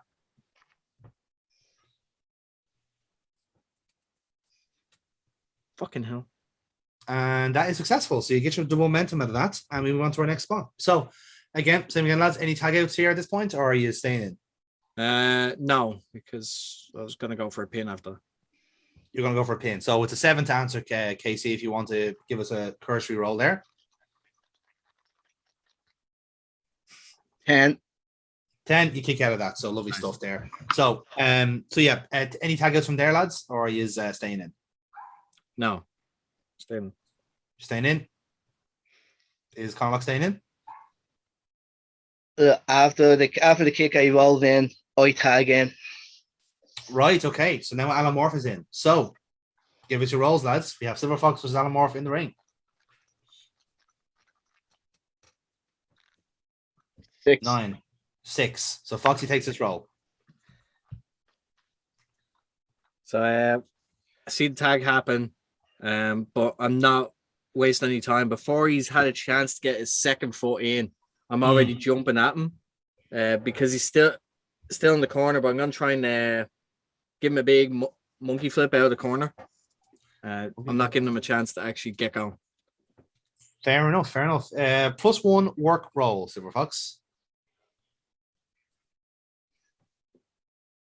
And that is successful. So momentum for you, and Alan Morph is into the match officially, but certainly quite cold compared to what he wanted to. So, same again, Fox, are you staying in or with Alan Morph here? I'm going to tag out for the moment. You're tagging out for us. So this is now to Michaela Joyce and Alan Morph. So, guys, give us your rolls on that. 8. 6. 6. Alan Morph, you take this roll. You're in the ring with Michaela Joyce. What do you want to do next? I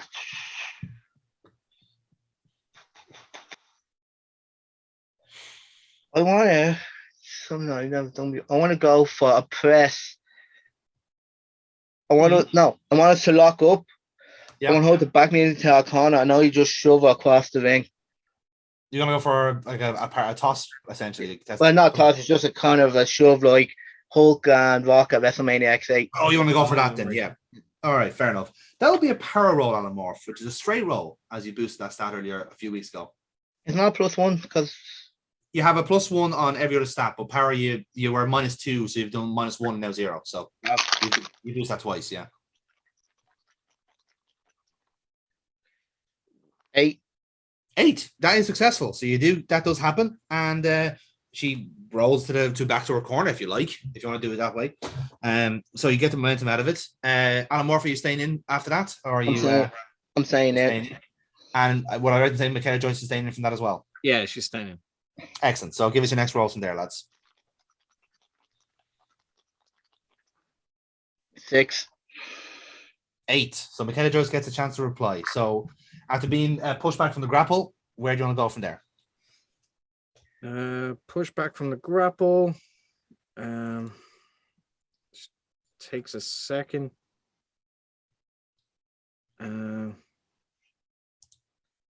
She's gonna run toward him. Alan Morph, he's gonna duck. She's gonna jump over, but I want her to spring off the middle, and on the rebound come in and Rana. Okay. So literally, she's doing a blind jump backwards to catch a Rana. Oh, very nice. Very, very nice. Okay, so that is a luck roll for Michaela Joyce, which is a +1. Oh, nice. Yeah, there you go. And critical at that. Nicely done from Michaela Joyce.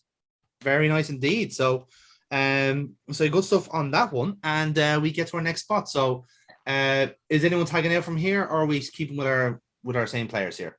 I'm sticking. Keeping the same players, yeah. Right, so this is Joyce and Alan Morph again then. So guys, give us your next roll. 3. 3. So Michaela Joyce has this roll again. So Foxy, take it from here. Blind Rana catches him off guard. I want her to actually, as he's rolling back up, she actually catches his arm. She springs, and she's gonna front flip into like the Slumdog. Oh, Slumdog. Okay. Yeah, that'd be another luck roll +1.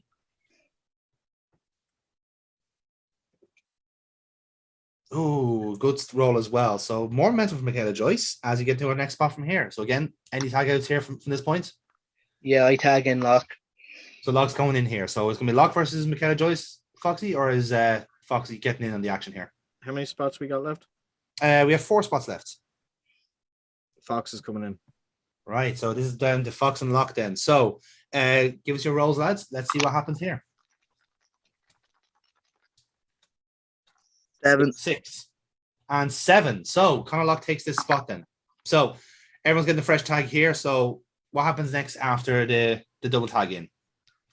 Double tag in. I want Fox to go for a clothesline and Conor to go for an inside cradle. Nice. Okay, that'll be a work roll +1.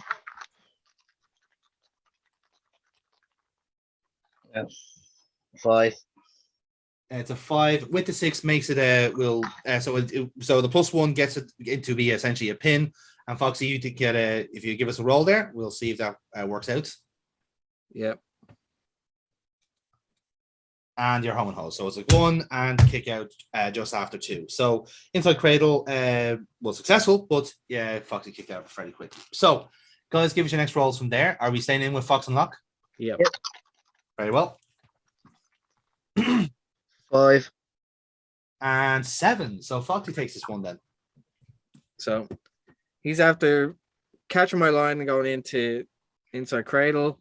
So this time I'm going to return the favor. He's going to go for a line. I'm going to underhook, catch him almost for a backslide, but I'm going to lift him and then slam him forward. So a backside driver. Backside driver. Okay, interesting. Right then, I'm going to treat that as so you are lifting him up for that, aren't you? In a sense. So you're trying to go for the backside driver. You actually have to lift him up for that, don't you? So I lift him just a slight bit and then swing him forward. I swing him forward. Yeah, that's fair. Grant, I'll treat that as a work roll in that case. Right. It's not much of a. It's not the lift I was thinking of, so that's fair enough. Oh my god. Oh, okay. Now the +1 keeps it from being a botch, so you're okay there. But at one point, Conor can get out of this maneuver. So the 51 KC, he's going for a backslide here, but he's going to turn it into a backside driver. So you can catch him at the backslide, or perhaps reverse it from there, whichever way you want to do it. So think of it like, do you know how like a backslide is hooked in? Yeah. So I'm trying to lift and then slam him forward. Oh. So if you want, as I lift, you can have Lock actually reverse it into the ran out with the pin. I was actually thinking, as you go to hit it, you over rotate. So when it gets down to the ground, your shoulders are to the mat and Lock kind of stacks you up for a pin. Clever. Very clever. That's good. Yeah, that's good. +1 roll on that then for his work stat. 4. 4 with the 5. So he goes for it, but then Silver Fox will roll out of us right away and we get a standoff from there. So guys, are you staying in as you are or are you tagging out? Gonna stay in with Lock. Staying in with Lock and Fox. How many spots left? 2 spots left. I'll stay in. You're staying in, right then. So in that case then, give us your next rolls, lads. Come on, load up your bollocks. 8. 8 and 10. So Fox, you get this roll. So we're after rolling through. Fucking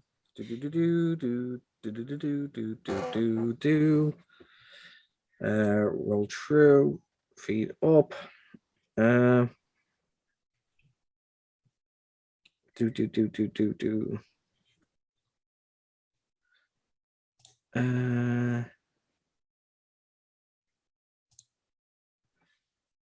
So as we go up, I'm gonna have Conor Lock go as if he's going for a suplex, but I'm gonna float down the back. But as my legs swing around, I'm gonna actually hook him and roll him up. So yeah, so you're going for a kind of victory roll-esque. Kind of, yeah, like it's almost like the reverse, like O'Connor roll. O'Connor roll, yeah, that's what I was thinking of.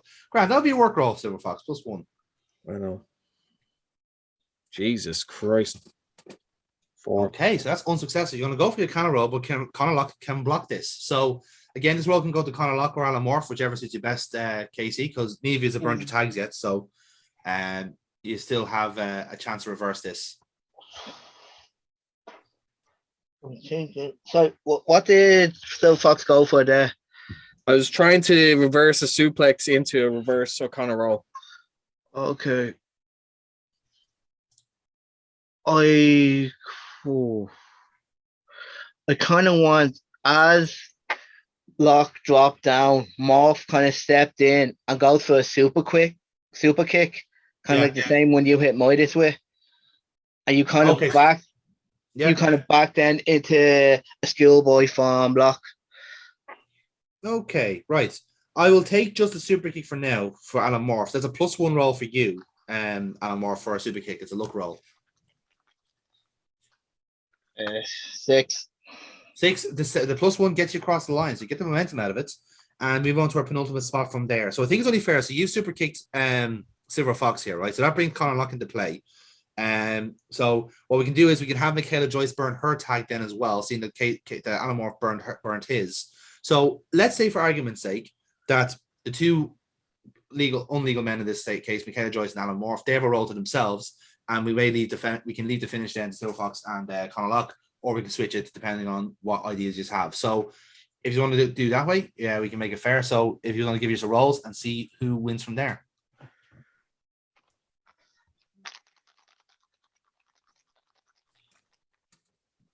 Six, 7 close rolls, lads. So this one can be from Michaela Joyce, if she's burning her tag. Entirely your call, Silver Fox, after taking the super kick. Yeah, she's gonna come in anyway, like to just try and prevent any like pins from happening. Fair, yeah. Yeah. No. It really depends on who's in anyway. Like, is Conor Lock tagging in at the last second? Like, what's going on? Yeah. So who are you gonna have as legal man here? So Alan Morph has burned his tag, but is he gonna come out and tag back in? Basically, is what Foxy's asking there. no, Lock's the legal guy. He's still legal for the remainder. For the remainder, yeah, Lock's legal. Okay. Right. And are you staying in the ring, or are you getting back out straight away? What are you doing? I'm going to probably go after hitting the super kick. I'm probably going to turn and go back out. So there is a chance of attack, essentially. Okay. Well then, yeah. So if Alan Morph is still just in the ring, I have Michaela come in, and as a surprise, she's gonna come in and basically freaking Scorpion Death drop him. She's literally gonna come in, grab him, boom. All right. I like that. That'll be a work roll for Michaela Joyce. It's just a straight roll.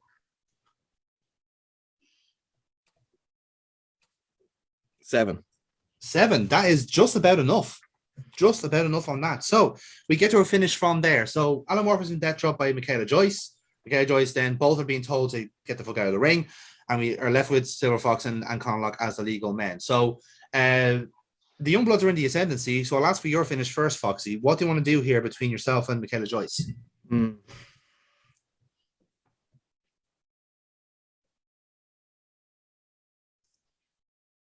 So what I was thinking, it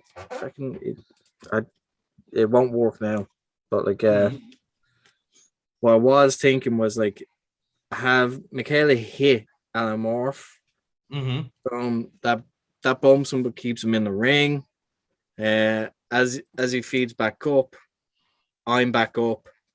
I want to hook him for the silver lining.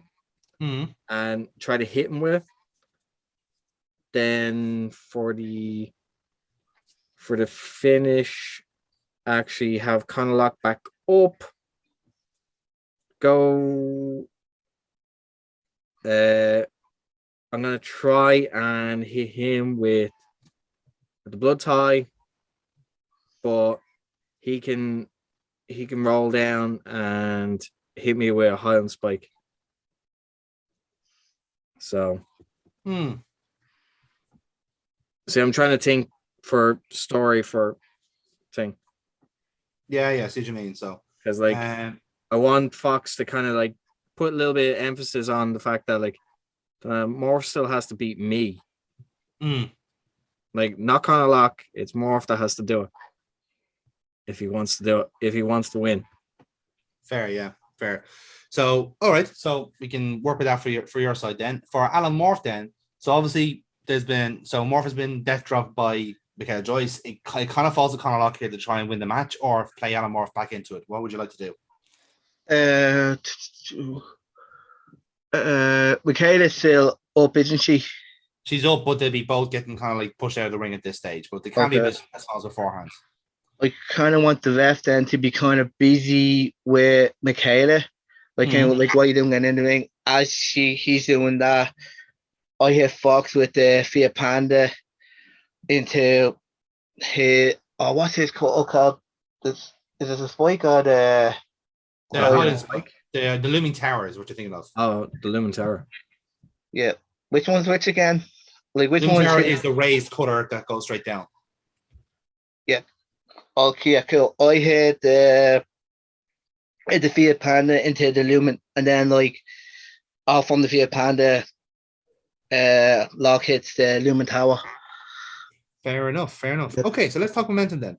So the team of the Glasgow Smiles, Alan Morph, you have 4 and Conor Lock has 3, so that's a total momentum of 7. The Youngbloods, namely Silver Fox and Michaela Joyce, has a combined total. Fox is 5, Michaela Joyce has 4. You have a momentum of 9. So I'm assuming you all want to spend momentum at this point. So so this will be a +7 roll then for your finish, Alan Morph, if you want to set the pace.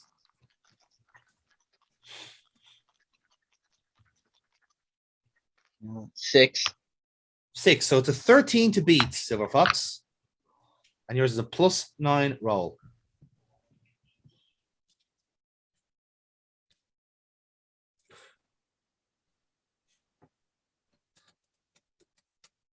$12. Not even that. Right. Emphatically, the Youngbloods are going to take this finish. So, Foxy, talk us through the finish again, and we'll go from there. So, basically, yeah. So, I'm kind of advancing the story with me and Alan, but at the same time, I want to give them momentum going into the match. Fair, yes. So you are giving the win to the Glasgow Smiles here. Yes. Just to be clear. Yes. Okay. Yes. Like, because I do want it to be like, all right, Fox is trying to send a message, but at the same time, he has taken his eye off Lock. The ball, yeah. And Lock is after picking up the win. So me trying to hook him for the blood tie, he fucking he reverses it and then picks me off for the hand spike. And that takes me out. Simple as. Absolutely fine. Yep. So we go there from 1, 2, 3. Ring the bell. Ladies and gentlemen, your winners of this contest, the team of Alan Morph and Conor Lock, the Glasgow Smiles. Well, there you have it, folks. That could very well be the first chink in the armor of the future World Tag Team Championship. Silver Fox too focused on trying to put one on Alan Morph and forgot about his tag team partner Conor Lock, who hit him with that looming tower out of nowhere, with a Holland spike rather, out of nowhere, and scores the pinfall and what could be a crucial psychological advantage going into that TLC match. So let's take it from here. So Alan Morph and Conor Lock, what's happening with you guys at the end of this match? What do you want to do?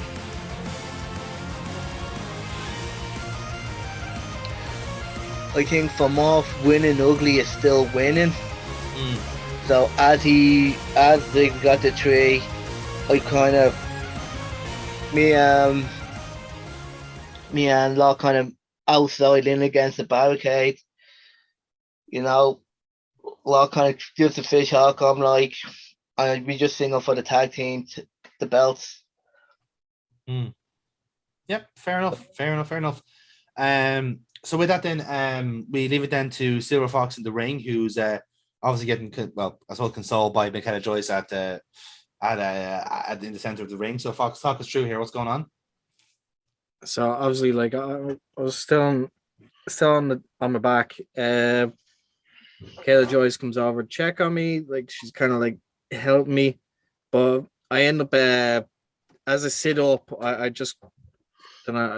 kind of cross my legs and looking down for a second, look at Michaela, then I see the 2 boys outside and the camera is just looking at me, and then I just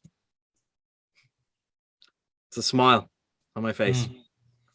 So, and I do smile. and I signal that to them. It's like, I'm smiling. If you put a smile on my face, let's see what happens at Red Alert. Indeed it does. Indeed it does. So yeah, and like the content will go from there. Well, it's a very intriguing look on Silver Fox's face there, but I suppose like a defeat is a defeat regardless, and especially for the tag team champions who have not been as successful as they would want to do as a team recently. Certainly 2 losses in the last month is not ideal for the defending champions, but the TLC match is certainly an opportunity to right those wrongs and answer the criticisms. We will find out at Red Alert how this plays out, but you have to say this has certainly added a little sprinkle of spice to what is already a very spicy meal going into Red Alert. But when we come back then, we have our main event of the evening, so we'll see you at the end of this commercial. So we've already done the tag team match at that stage, so just one more match left to do. But before we do that, then we have a pre-taped promo. So picture the scene. We have this kind of like, we're at a decked out looking kind of restaurant or area, whichever way you want to call it, very kind of high rage, whatever it is. You kind of see a sports car pull up, Lamborghini types, Porsches, whatever you want to call it. Let's go for Porsche, let's say, for argument's sake. Nice metal Porsche drives in. Someone opens the door, and we see in a very fine designer suit Wayne Kyle. So he hands the keys over to his chauffeur. He hands in, and he's basically handed things as he walks in the door, like his kind of like a flute of champagne, all the stuff. He's being wined and dined as he's walking into the room here. He sits down, and he's basically essentially given like a full course meal. So he's kind of like eating away as he's kind of verbalizing his thoughts here, and he's going, it feels really good to be me. This is the life that I've made for myself. Being a successful businessman, being a successful competitor, being a better person, being a better man than anyone else. That's what the Wayne Kyle life is all about. Eat the finest food, drive the fastest cars, surrounded by the beautiful people. That's what it's like to be me. Not many people can be me, No, it's a very select group. Elites almost. We have a few around here, and we all expect a lot of ourselves, Unfortunately, because there's so many people that grab and desperate for that grandeur and fame and fortune, and they get nowhere near it. They're not good enough. They never will be good enough. That's why I've rather enjoy my new role as network liaison for the VCR network, because I get to see all the little people, the plebeians, if you will, fighting and vying for position for these things, championships, main events, accolades. They mean nothing in the end, because in the real world, it's who you know, not what you do. And if you're someone like James Rage, who's been, let's face it, chasing the dragon for quite some time and getting nowhere fast, well, buddy, you should have made better friends. You should be living the high life here with Rob Midas and, a couple of our friends here, but you're not. You're back in your little asylum, fighting and training and being that kind of guy that everyone wants to be impressed by. But where does it leave you? You've been there 2 years and you haven't won a single thing. You got nowhere near sometimes. And when you do get near, you never stood a chance to begin with. You psych yourself out of it, because as much as you'll paint yourself to be a tough guy and an angry guy and all these things, a loser mentality sticks with you for life. Fortunately, I don't have time for loser mentalities. I'm a winner. Winner in life, in and outside the ring. Just look at this. This is the life that Wayne Kyle lives. This thing that used to be called wrestling, not anymore. I'm done it. I'm past it. But I like myself a bit of sports. I like to entertain the people with how good I am. So, James, you can have your little match. I'm sure you're going to enjoy it.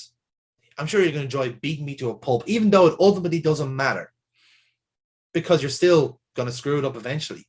You'll overcomplicate it. You'll be rash. You'll make a mistake, because you always do. And when you do, that's when you fall into a Wayne Kyle trap. That trap, again, being network liaison and having the ear of some very powerful people. Let's just say if you lose a match against a out of work, out of practice former wrestler turned network liaison, I don't think you'd be worthy for championships anymore. You just have to be proven to be the loser you ever are. And you just have to maybe leave Future Wrestling, maybe go back to that mixed martial arts shit you were thrown out of years ago. You know, the one where you kicked the shit out of a promoter or referee, whatever else you did, you snapped. Hopefully you don't snap again, James, because you might screw up. You might make a mistake again. Wouldn't want that to happen, would we? All the while, I'll be here, eating my nice 4-course meal. I'll drive my supercar back home to my wonderful mansion, and you will just be back in your cage like the rabid animal you were raised to be. Cheers, James. See you at Red Alert. And we fade to black on that. So, with that then, we get to our main event. Ladies and gentlemen, this next contest is scheduled for your one fall and is your main event of the evening. One fall. Introducing first, weighing in at 191 pounds from Dublin, Ireland, Violet Storm. So, Violet, talk us through your entrance. What's happening here? Pretty much the usual. Got a pretty game face on and heads straight towards the ring and is watching for Wayne coming out. But she's keeping her head on a bit of a swivel because she doesn't trust him to come out from the end. Okay, cool.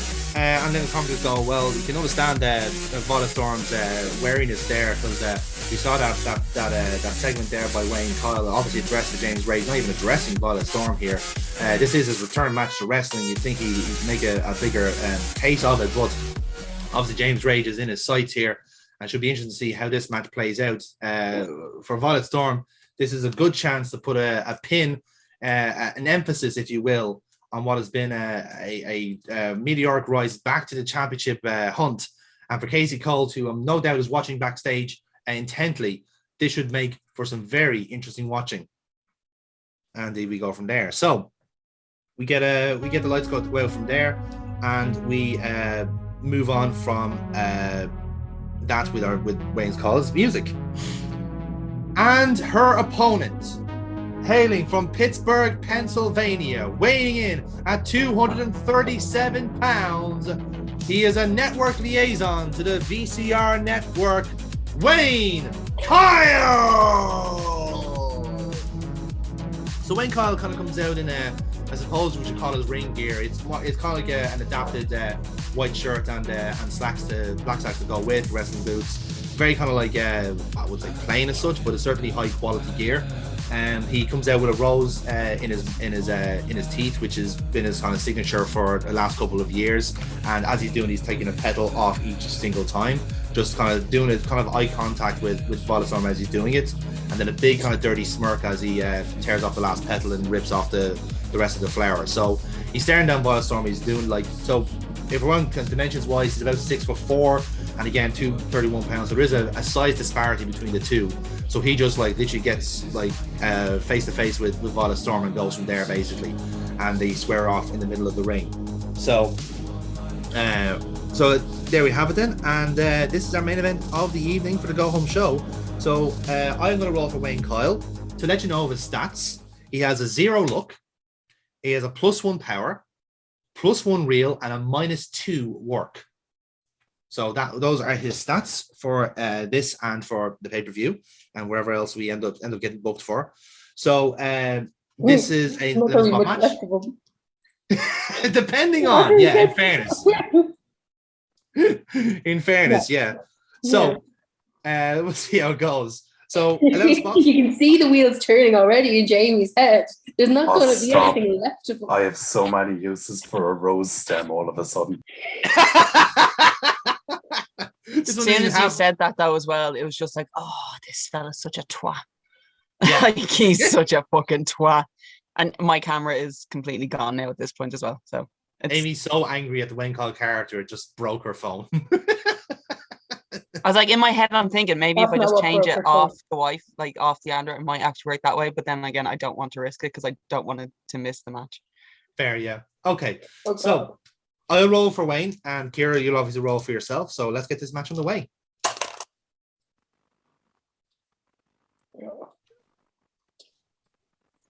That is a 9, and Wayne Kyle rolled 10. So it's gonna start off simply. I want Violet Storm to basically shoot for a waist lock, and then Wayne Kyle is gonna kind of sarcastically go, "Oh no, what shall I do?" And he's basically just gonna like switch and like toss Violet Storm across the ring, basically. So it'll be a power roll for Wayne Kyle, and he just about gets it actually with a +1. So Wayne Kyle gets some momentum, and we go from there. So, Violet, let's give us a roll there and see what happens next. At an 8, roll the 3. So, Violet, this is your chance to reply. So you've been thrown across the ring there, and you basically go from here. And what would you like to do as a reply? I want to go for standing drop kick to the knee. To the knee. Okay, so you're targeting a limb there. I'll treat that as a real, actually, because you're targeting a limb. It's a straight roll. Fuck. Okay, so you're not going for a standing drop kick. You're out Ingy Haaland in the poor fucker. You are giving him what we would call a Roy Keane special. Yeah.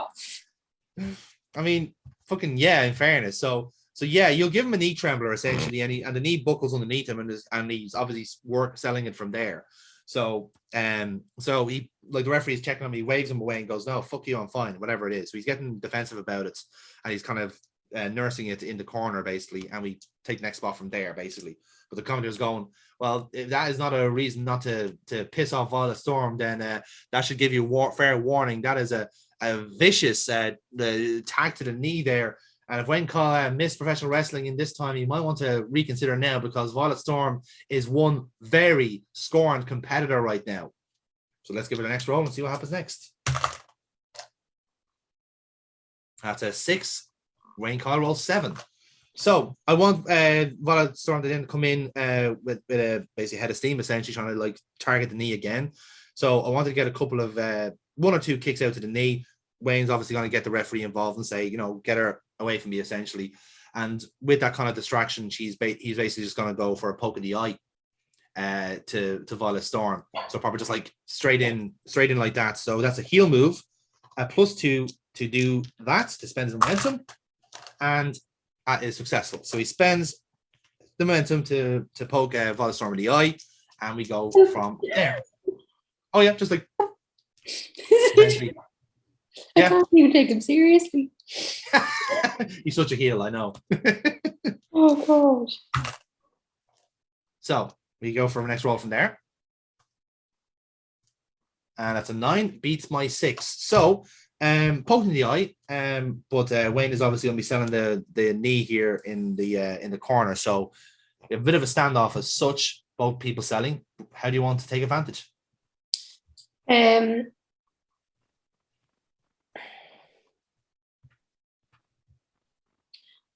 I want to go for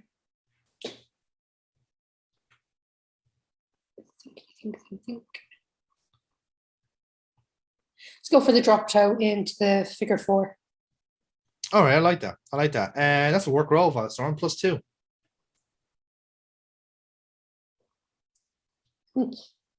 Ooh, 7. So it's a 9 altogether. So yeah, you'll indeed get him into the figure 4.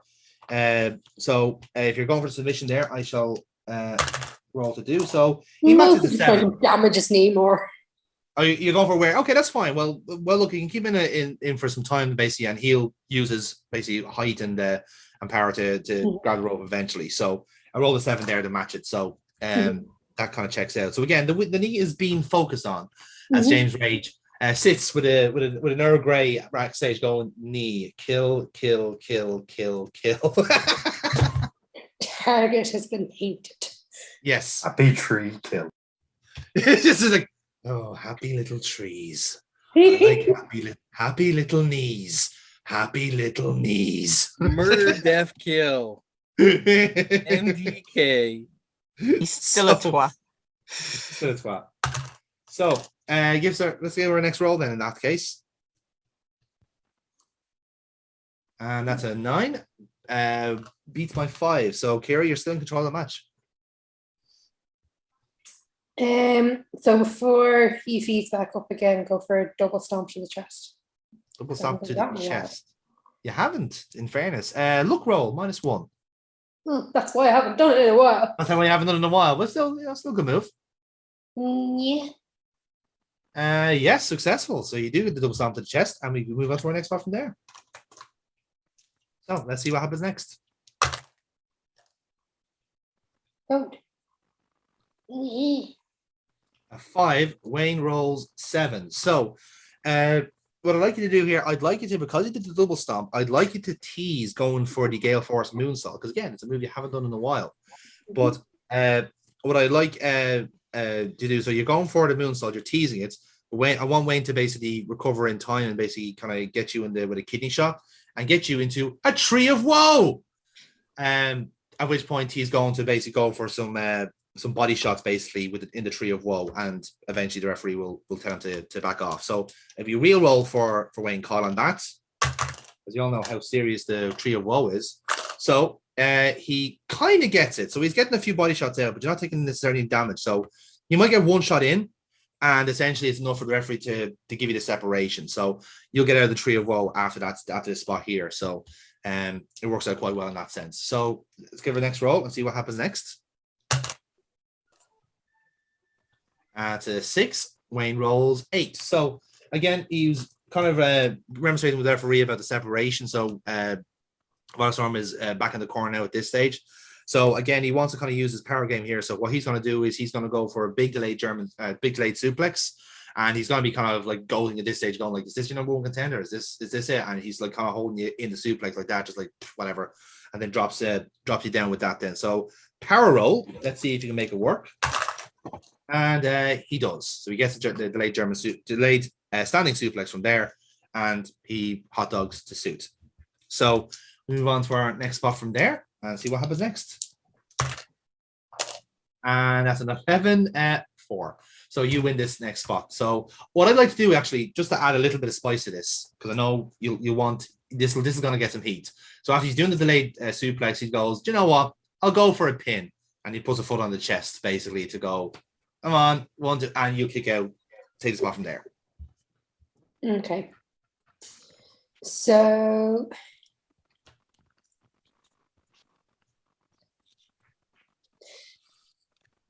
can I? So before I don't get up from the mat, but pick his knee out so that he loses, so that it brings him down He to the loses mat. footing, yeah. Okay. And get him into the sharpshooter, so get him into the storm warning. Ooh, okay, interesting. I'll tell you what I'll do. I'll treat it as a straight roll altogether, because you're kind of clocking him in the knee and then getting him into the sharpshooter that way. So I'll treat it as a real roll altogether. So straight roll. See if it makes it work. And that's a 10. Nicely done. So he's in the storm warning from there. So that's a very good way of, like, again, you being pissed off going, "Don't do fucking pins like that, pal." And so he's in the storm warning, and he is going to get out of it, because I'm assuming you went for the submission there. So, so he's going to power out of it from there, and he clutches the ropes and tells the ref to get you off him. So we move on to our next spot from there. I realize the angle is a bit off. It's because I found the old webcam.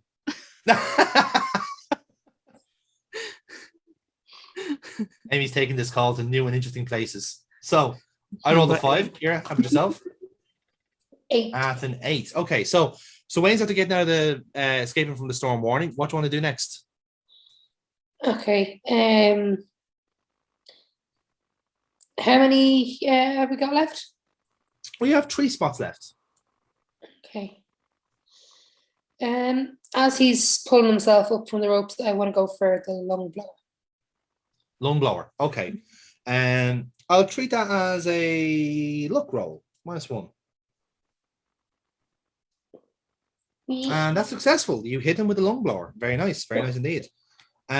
So we move on to our next spot from there and see what happens. And that's a 5, and Wayne rolled 4. So you do take the spot. Okay.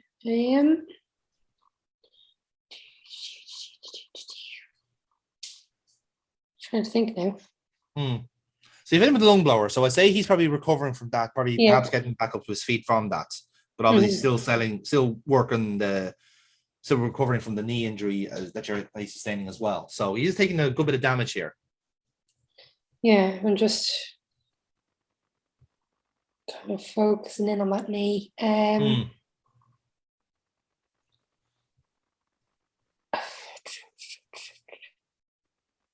What to do?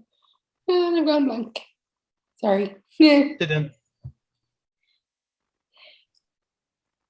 Well, shall we? So, if you want to target the knee, you could go for a couple of, again, you go for a good old fashioned chop block again back on the ground.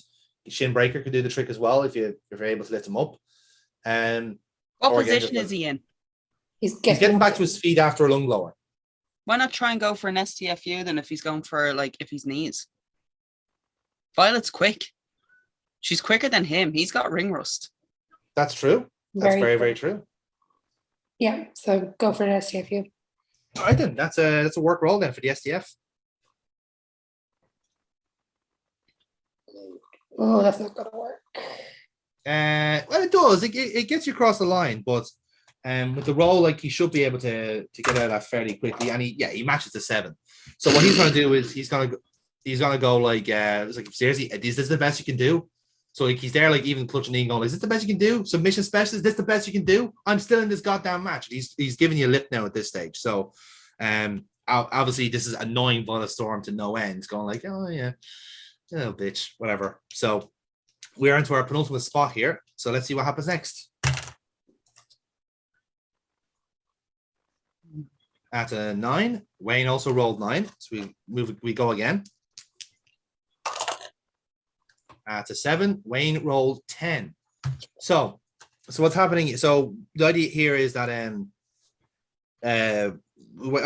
Wayne's trying to basically annoy you to a certain extent.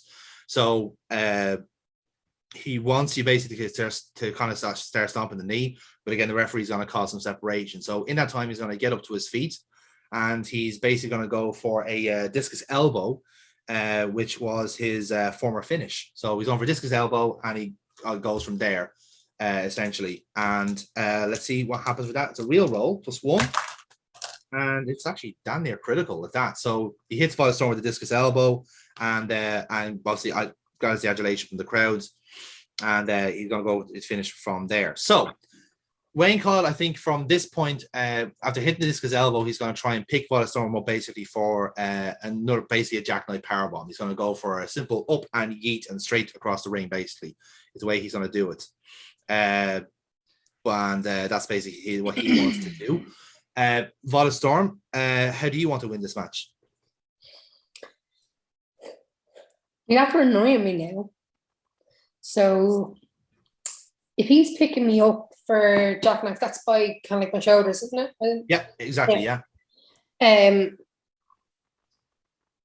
I want to wriggle out of that so that I can get behind him in a way, even just over his shoulder, back, so that go for the pentagram chokehold. Ooh, okay. Interesting. Right. So you got, so and that will get him basically the ground end because you're cutting the air supply complete. I like that. Yeah, because he's already weak, so he's not going to be able to hold me up. Yeah, exactly. Yeah, because you're getting right under his chin then in that case. Okay, cool. Yeah. Well, we'll see. So Wayne Coyle at this moment has 3 momentum to work with. Violet Storm, you have 8. So I should set the pace. I'm going to spend my +3. Oh dear. I've had to ignore those 2 So, Kira, I fancy your chances. It's a 6 altogether to beat. And you beat him by a factor of 3. So, so talk us through the finish again. Then, so he's obviously gone for the discus elbow. I should have explained, by the way. The move is called Seal with a Kiss. So he hits you with that, and says finishes, going for the jackknife powerbomb, and this is where you take over. So, Kira, take it from here. So pretty much as he kind of lifts up, I wriggle out of it because he's kind of stumbling with the knee that I've been targeting.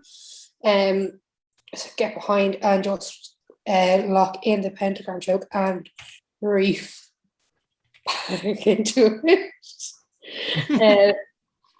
Puppy's dead. Yeah, so like I said, you're using that kind of like vertical base basically to get him down, and he's gonna basically go for a choke from there. So he's not gonna tap out, he's gonna just get choked out, and the referee's gonna call the decision there. So very reminiscent of a certain main event we could talk about. So funny how that works, isn't it? And we get a tap out from there.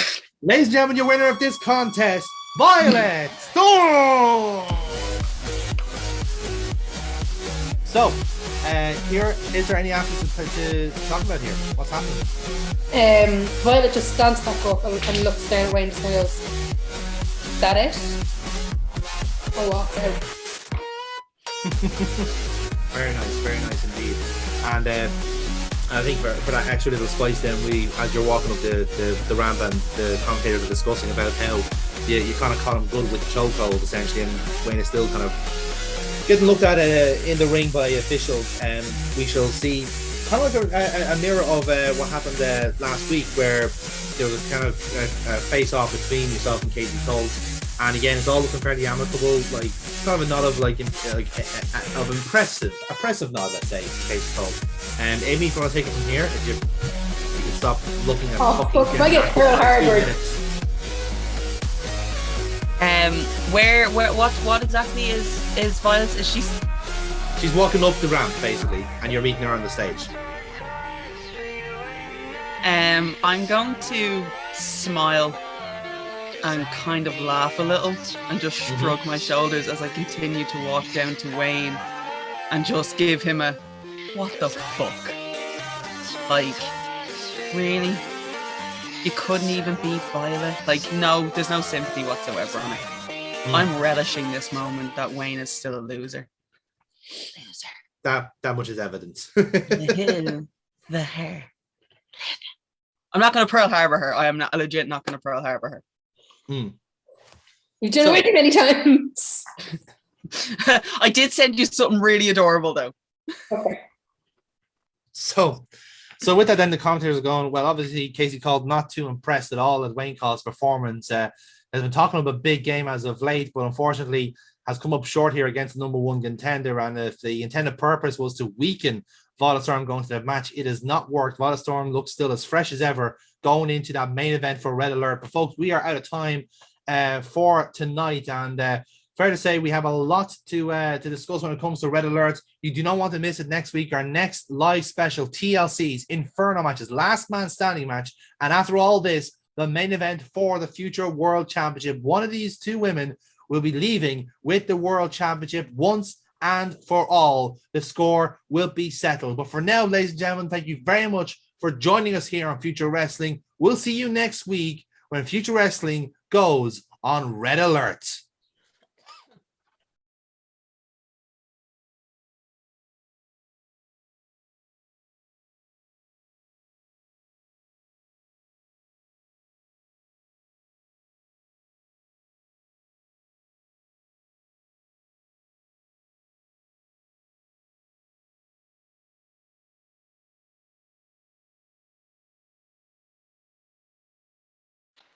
All right, and welcome back to Tasting with Kratos. Lisa actually picked the next one, and she has kind of said that maybe I should really open my eyes to Sapphire, and that I really wasn't giving it enough of a chance. So that's what I'm doing. I think. What is this actually? What is it? Yellow curry. All right, so it's yellow curry. Hang on, boy. Is that hot? Thai I yellow like- curry I don't has like hot- I do turmeric love in it. it, I don't mind right? hot curry. Anyway, Yeah, it does.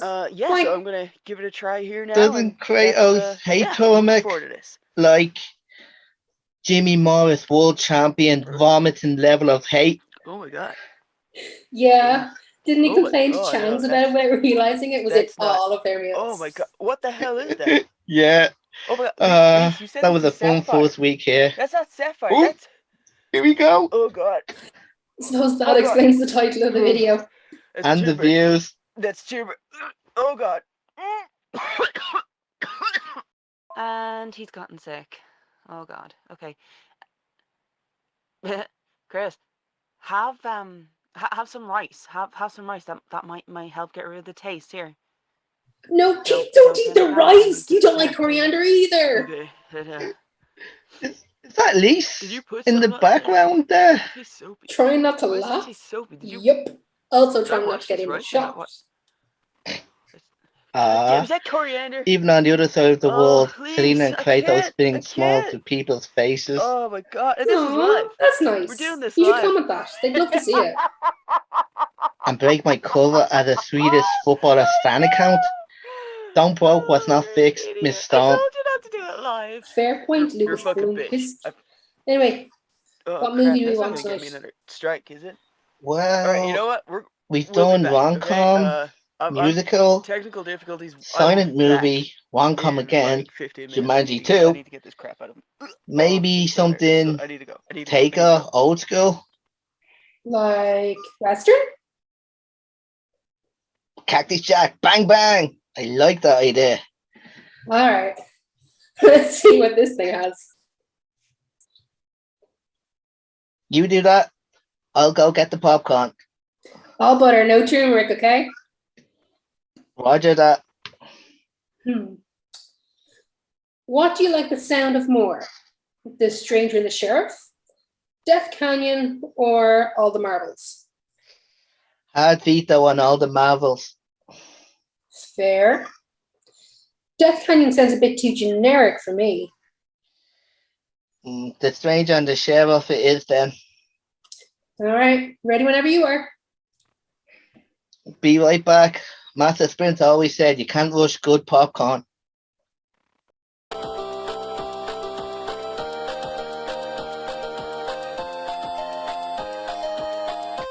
Don't recognize this number. Hello? Hey, is this Alex Morgan? New phone, who's this? You don't recognize the voice, buddy? It's Wayne. Wayne Kyle? Alright. How did you get this number? Well, hello to you too, Alex.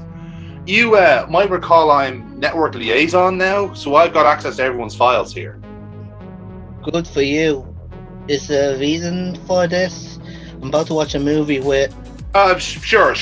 You're no doubt extremely busy, swatting away movie offers left, right, and center. But if you've got a couple of moments of your very valuable time, there's something brewing here at the network you'd be interested to hear. Okay. Alright, so obviously the network's got a bit of money rocking about and they want to acquire a few old IPs, that's intellectual properties, and shine them up real nice. The boys at sales say that viewers are, they're suckers for nostalgia, so they're going to give the people what they want. You could say VCR is becoming Remake City over here. Uh-huh. What does that have to do with me? Well, quite a lot as it turns out, because on my desk right now is the production case file of a reboot of Morgan's World. Bet that rings a bell. Sure does. So, as it turns out, the higher-ups here in the VCR network wasn't aware that they had Alex Morgan already on staff in Future Wrestling.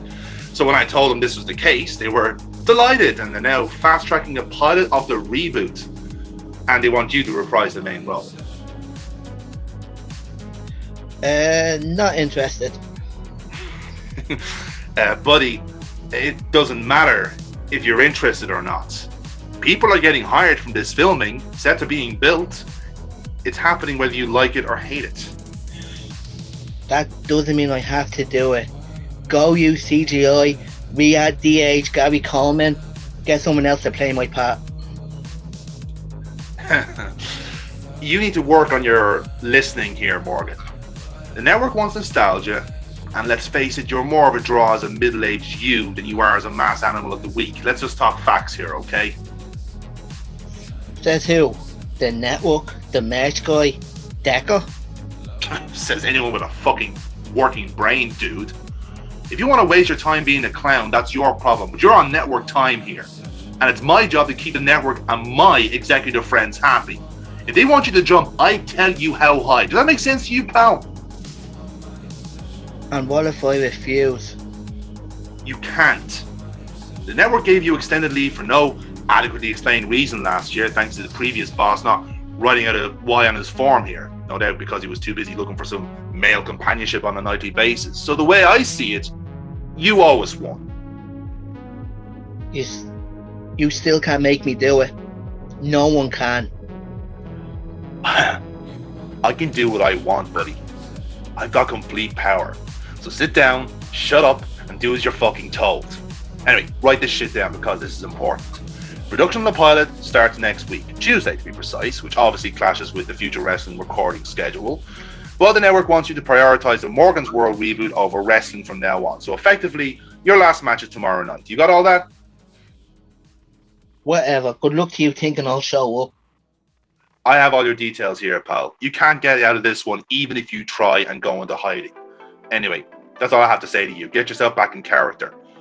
Actually, come to think of it, you had a really dumb little catchphrase back then, didn't you? Apparently so. What was it again? Maybe you could jog my memory a little.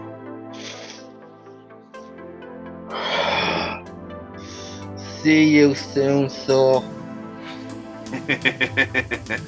Yeah, that was it. Take it easy, Morgan. Best of luck in your future endeavors. Hey dude, you didn't have to take that long with the... Alex, you're gone all pale, are you alright? No. I just got a call there from the network liaison. I have to leave Future Wrestling. Whoa, slow down a bit. Who says you have to leave Future Wrestling? Someone in the network is restarting Morgan's World and they're making me do it. You know for a fact they can't do that. Was it Rose? Wayne? Yeah, him apparently. I can't get out of it. Either way, my cover's blown. And I have to go back. Alex, you listen to me. You don't have to do anything you don't want to do. We can fight this. I'm not letting that scumbag get rid of you just like this. Doesn't matter. Either way, the network will just keep pestering me for the shows and roles. They want me to be the old Alex Morgan again, and I don't. I want to be Alan Morph, because when I'm him, nothing bad can happen to me, like the old days. There has to be a way of stopping this. No, there isn't. Decker said he'd never tell anyone about me, apart from those in my friends group. So there's no one aside of us that knows or can help. Alex, you might have to accept that people need to know about your background. Who knows? It might actually help in the long run. Oh, how so? Oh, who is this? Oh, I don't recognise that number. I think it might be Liam. Oh, okay. Hello? Morphy, how's it going, fella? Fine, I suppose. What's going on? Well, if you can hear me from all that noise behind, we just won 2-0. Fucking love a full stadium when we win the derby. You live in the gardens, right? You must have heard the noise from there. Don't think so. What's going on? Well, myself and Michaela are just wandering up here and fancied if you want a post-match skipper. I thought we were getting curry. Oh, did we say curry? Oh, we did, aye. Curry is, but yeah, figured I was in the area and thought I'd give you a call. See if you wanted a pre-pay-per-view pint, maybe talk through some spots you want to do tomorrow night, or just have a chat and enjoy a night out. Yeah, if Annie's around as well, we can make it a double date. What you say, pal? Curry and first rounds on me? Hold on. Does he think that we're like... Alex, hear me out for a second, right? Maybe we can stop the show going into production. How do you mean? I said that people might need to know the whole story about you. Liam's a good guy. Maybe if you tell him what's going on, that stuff can spread around to everyone else. You know those lads in the cloakroom. They are massive gossips. That's exactly why I don't want anyone to know. It's not their business. Sure it's not, but if Locke is willing to back you up, maybe others will as well. He's offering you an olive branch. Maybe you should take it.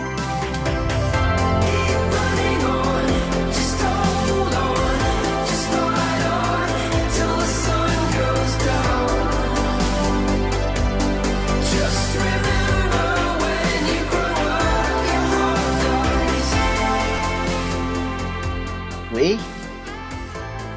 Come on, the Western can wait for another night. Can't say no to a free curry, can you? Connor, you still there? Apologies, passing my bus stop here. Place is packed. What's the story, mate? I'll meet you in 5 minutes. Cracking, mate. You been to Sweepers? Sweepers? About 5 minutes away. You'll be there, Liam. Aye, shite. Didn't think I'd be paying for 4. Fuck it. You're more than welcome, Annie. I'll get my coat, so. Good. I'll see you there, so yeah? Annie, are you sure about this? I am. But it's you that matters. If you don't want anyone to know, that's cool. But if you want to let someone else in, now's your chance. Just be yourself and see how it goes. Who knows? You might just like how it goes. Plus, if this is what this asshole's going to try and hold over you, take back that control.